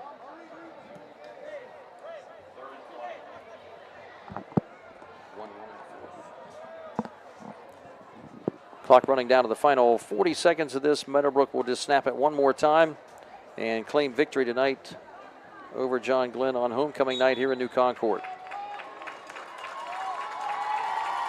What a performance by Meadowbrook. They needed this bad, Dave. Just an outstanding, dominating performance from start to finish. Running the football, containing Metzger on the run. So congratulations to Meadowbrook. They were really good tonight. And the John Glenn Muskies will have to hit the reset button. Figured out the last 4 games. Well, you've been there before too a little bit, and a lot of people your father for many, many years. Sometimes these homecoming nights are not correct. Disaster number 1 for a football head coach. Yes, and it's not going to be easy for Coach Edwards. Especially your son's the head coach, been there, and it's tough. But the sun comes up tomorrow. And Coach Norman tomorrow, his pop's going to taste a little better tonight. Yep, for sure. Meadowbrook goes to 2-4 on the season with a big win here, bouncing back after a 44-14 defeat at home against Philo last week. They pound the Muskies tonight, 41-14, spoiling the Muskies' homecoming football game. Our congratulations again, Estelle Matheny, the homecoming queen, and Braden Davis, thank you, our homecoming king. So more to come here in our post-game report. We have our power lineman of the game from Muskingum Electric Cooperative, Lock 9 Pizza of the game, and +1 Pizza of the game for the Muskies and Colts respectively. And Mike Snively's stats to wrap things up. We'll also get a final look at some other high school football scores and baseball as well. We'll take a break here on ABC Sports. Our post-game coverage on ABC Sports, YRP TV, and 97.7 FM will be underway in just a moment. Celebrate American pride with Anchor's Appliances. Whether it's a reliable washer, a powerful dryer, or the latest kitchen appliances, they have it all. Experience quality and service that makes your home shine. Visit Anchor's Appliances today at 223 North 1st Street in Cambridge. Make every day a celebration of American craftsmanship with Anchor's Appliances, your trusted hometown store. Hi folks, Jeff Riggins, the Mattress Man from Box Drop Byesville, 168 South 2nd Street in Byesville. We have all sizes of mattress sets, king, queen, full and twin. We have adjustable bases. We have models ranging from budget to luxury, and we see folks by appointment. So call today to set a time to come in, 740-584-2623. Check us out on Facebook and Google, Box Drop Byesville. Go Colts!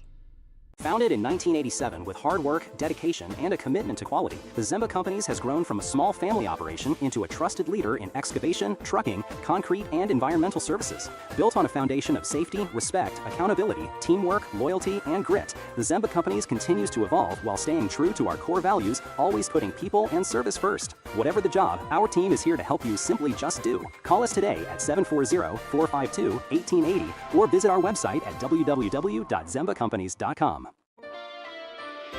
Shriver's Pharmacy is a proud supporter of Ohio high school sports, wishing all area athletes, coaches, and parents a healthy and successful season. When you play, play with heart. Local and independent since 1979. Shriver's Pharmacy, because we care.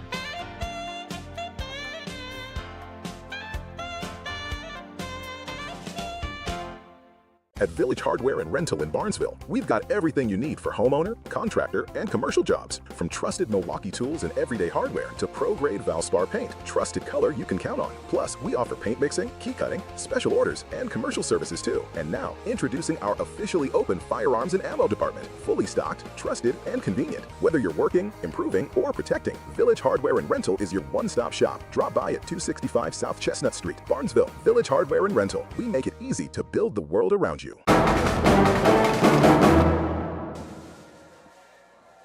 Thanks again for joining us on ABC Sports, 97.7 FM and YRP TV on YouTube. You can catch the replay of this game as well at the conclusion of our broadcast webcast tonight. 41-14, Meadowbrook in dominating fashion go to 2-4 on the season, rebounding from a 30-point loss last week, and they take it to the Muskies tonight. And lots to come here in our post-game report. Our Plus One Pizza Colts player of the game, Lock 9 Pizza Muskie player of the game, as well as our power lineman of the game from Guernsey Muskingum Electric Cooperative. Mike Snively is doing his last little rundown. He's been a busy man with that mechanical pencil, and he is now ready. We're going to go first to our team and individual stats here of the night from both teams. So stats for both teams. First for the victorious Meadowbrook Colts, who go to 2-4 on the season. We will do their rushing totals. They were 19 rushes for 63 yards. I'm sorry, that's the first half. They were 33 rushes for 169 yards, and great balance. They passed the ball 13 times. Michael Ray 13 for 19 for 166 yards for a total of 335 yards for the Meadowbrook Colts. As I said, a very good balance, rushing and passing for the Colts. For John Glenn, they ran the ball 28 times for 121 yards. They threw it 19 of 32 times for 199 yards, so a total of 320 yards. Meadowbrook 335, John Glenn 320, but that's not the whole story of the game. For individually speaking, Meadowbrook ran, Michael Ray, the quarterback, ran the ball 9 times for 62 yards. Aiden Farrell ran it 3 times for 6 yards. Braden Black, the leading rusher tonight for the Colts, he ran it 12 times for 72 yards. Cooper McManaway ran it 9 times for 29 yards and 2 touchdowns for the Coop. Michael Ray through the air, aforementioned. He was a pretty good 13 of 19 for 166 yards and 2 touchdown passes. Receiving for the Colts, Braylon Lowry had 4 catches for 57 yards. Bentley Seedor, 4 catches, 66 yards, and a touchdown. Jacob Burris, 2 catches, 19 yards, and Blake Lappert had 3 catches, 24 yards, and a touchdown in the first half. John Glenn was led in rushing by Reese Metzger. He ran it 20 times for 93 yards. Owen Edwards ran it 6 times for 7 yards. Jensen Perry had a carry for -9 yards, and that's kind of when some stuff broke loose on that carry. And then Dominic Bates, just 1 carry, but 30 yards. Owen Edwards, he was 19 of 32 for 199 yards and 2 touchdown passes. Catching the ball, Ryder Pennington, 8 catches for 79 yards and a touchdown. Reese Metzger had 3 catches for 52 yards. Max Morrow had a catch for 12 yards. Jensen Perry had a 14-yard catch that was also a touchdown. And Keegan Wolford had 3 catches for 16 yards. And Dominic Bates had a catch. We're going to count it as a catch, but it turned into a fumble later, a strip fumble, but we'll give him 10 yards on the catch. And another interesting play where the ball ended up in the Chase Myers' hand 10 yards behind the play. So we can talk about that later, or I probably am going to talk about it later. The immaculate interception. Yeah, so a lot of goofy plays tonight, but not to overshadow a huge Meadowbrook Colt victory. 41-14 it was. Our Kemp Insurance Agency touchdowns. Michael Ray with a couple of touchdown passes, 8 yards. Let's see here. 8-yard pass to Lappert to get the scoring started underway. And then an 18-yard pass to Lowry. A couple of rushing touchdowns for Michael Ray from 3 yards out. Actually, just the one, I'm sorry. And then McManaway had a pair of touchdown runs, 1 yard and 8 yards. John Glenn's touchdowns coming from Owen Edwards at the end of the first half on the final play, a 13-yard pass to Ryder Pennington, and then an 8-yard pass from Edwards to Jensen Perry for a late score for John Glenn to get them into double figures at 41-14. We're going to take one more time out here on our postgame report on ABC Sports. We'll come back, all of our players of the game, our power lineman of the game from Guernsey Muskingum Electric Cooperative, and a final update on some other scores going on around the sports world. We'll return with more on ABC Sports Postgame here on 97.7 and YRP TV. At Doan Ford, your family means the world to us. Our parts and service department work to make sure your family arrives at their destination safely. Our collision department takes pride in getting your family back on the road. Whether you're taking a trip, going grocery shopping, or taking the kids to school, choose Doan Ford. We will be happy to help you. Stop in and see us today for all of your parts and service or collision needs.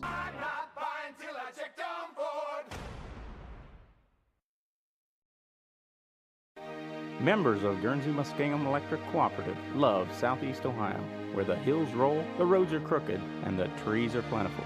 Keeping the lights on in our beautiful corner of the state is a challenge Guernsey Muskingum gladly accepts and works hard to accomplish. Safety and reliable electricity at a reasonable cost are always our top priorities. It's our way of keeping the lights on for all members of Guernsey Muskingum Electric Cooperative, a Touchstone Energy cooperative. School's back. For some, things may feel overwhelming. Allwell is here to help you find a healthy balance. Our behavioral health services can keep your mind on track, while our primary care services can keep your body healthy. Our mission is to help people feel better, think more clearly, make good decisions, and have healthy relationships. We have offices in Zanesville, Coshocton, New Lexington, McConnellsville, Caldwell, and now on Wheeling Avenue in Cambridge. Visit us at allwell.org. Be well, stay well, all well.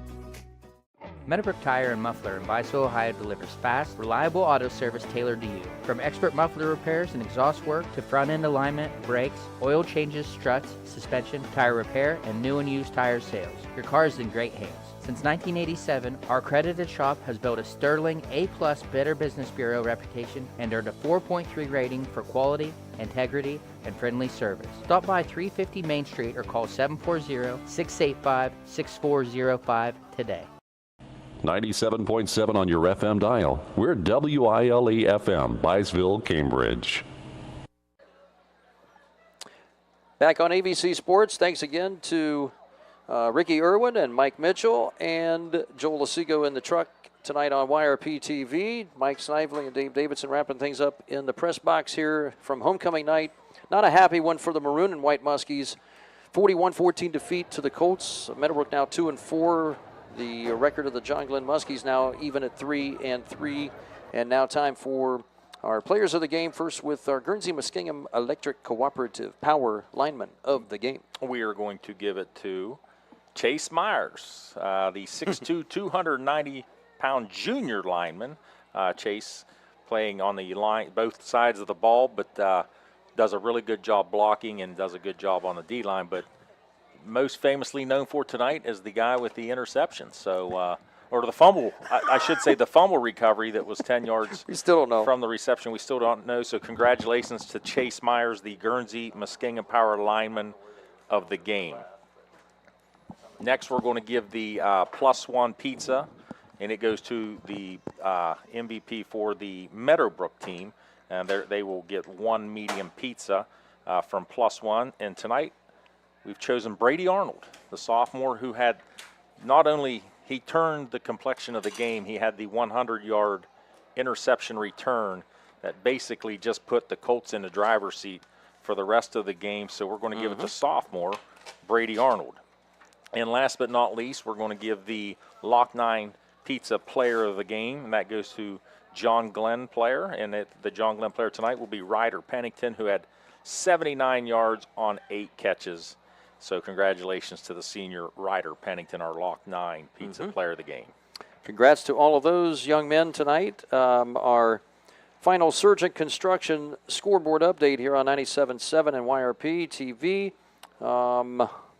Let's look.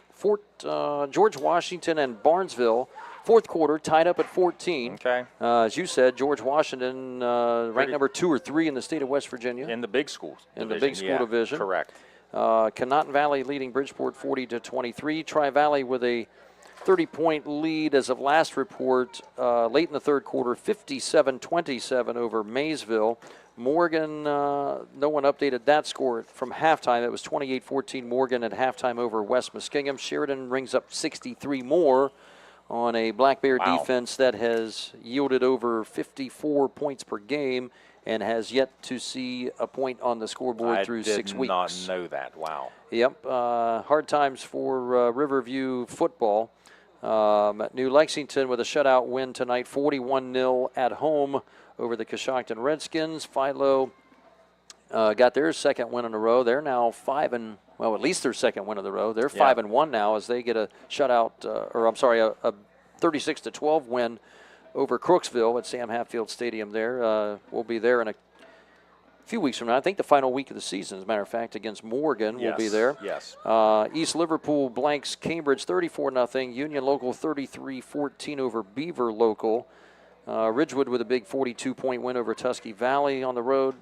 Zanesville takes it on the chin again as they lost to Mount Vernon on the road 42-0. Garraway 33-6 over Claymont. Steubenville hammering away on Dover 63-34. Wow. 97 points right there. Yeah. Woo! And a shootout there at Dover. Monroe Central with a nice bounce-back win, 47-12 over Magnolia. That's late in the fourth. And those are the scores. Fort Fry 31-7 over Caldwell. That's late in the fourth quarter down in Beverly. So Shenandoah also 23-6 late third quarter score over Shadyside. Those are the ones we have at the moment right now. We will not be going to Reds baseball here tonight. They will be on the air here on WILE, I believe, tomorrow night and Sunday on their final two games of the season. Ohio State football tomorrow up in Seattle against a pair of 3-0 teams squaring off there in Husky Stadium. That will be a 2 o'clock pregame, I believe. Is that Washington? Is that how you pronounce it? Nope, that would be Washington, my friend. Washington, okay. Washington perhaps down in Hannibal, but not here. 2 o'clock pregame start for Ohio State football tomorrow right here on 97.7 FM. The real game, though, is at noon down in Athens with BGSU and OU. Eddie George bringing his Bowling Green Falcons down the OU. Yes. That's great. Yep. OU is going to continue their winning ways tomorrow at 12 noon kickoff. That one's going to be on CBS Sports Network, by the way, which is where Bubba and I will be watching that game and USC, and we'll be watching several at a time. So all that action is happening tomorrow. Reds baseball this weekend and Ohio State football starting at 2 o'clock tomorrow afternoon right here on 97.7. Our thanks again, Ricky Irwin, Mike Mitchell, and Joel Asigo in the video truck on YRP TV. Thanks, ladies and gentlemen. Appreciate that. And final words here, pal. What do you got? I tell you, what an impressive performance tonight by Meadowbrook. Congratulations to Coach Norman and his rather young Colt team. This might be a change of plans in terms of the season because that was just a dominant performance. And congratulations again. And Coach Edwards, he's going to have, like I said, he's going to have to hit the reset button and try to find some new things. But always a pleasure, Dave, to come out here to John Glenn and do a game at homecoming and with all the pageantry and really good atmosphere tonight. It was 5 games on our high school football schedule next week on ABC Sports. Check out yourradioplace.com for our high school football schedule. Shenandoah at Monroe Central, Union Local at Cambridge, Sheridan at Philo, and John Glenn at Morgan will be down in McConnellsville next week, Dr. Richard Hall and I, and then Caldwell will visit Bishop Rosecrans. Those are the 5 games on our ABC Sports schedule for week number 7 next week. Dave Hilliard and I will be at Philo, and I already know there's a trip to Lock 9. Pre-game. Pre-game trip to Lock 9 for the radio crew coming. Yes. All right, Lock 9 Pizza, you have been warned in Duncan Falls. They're on the way next week. Thanks again. Mike Snively, Dave Davidson saying goodnight from homecoming festivities in New Concord. Final score, Meadowbrook 41, John Glenn 14. Ohio State football tomorrow and Reds baseball this weekend. Enjoy your weekend, everybody. High school football From ABC Sports on WILE FM, Byesville, Cambridge.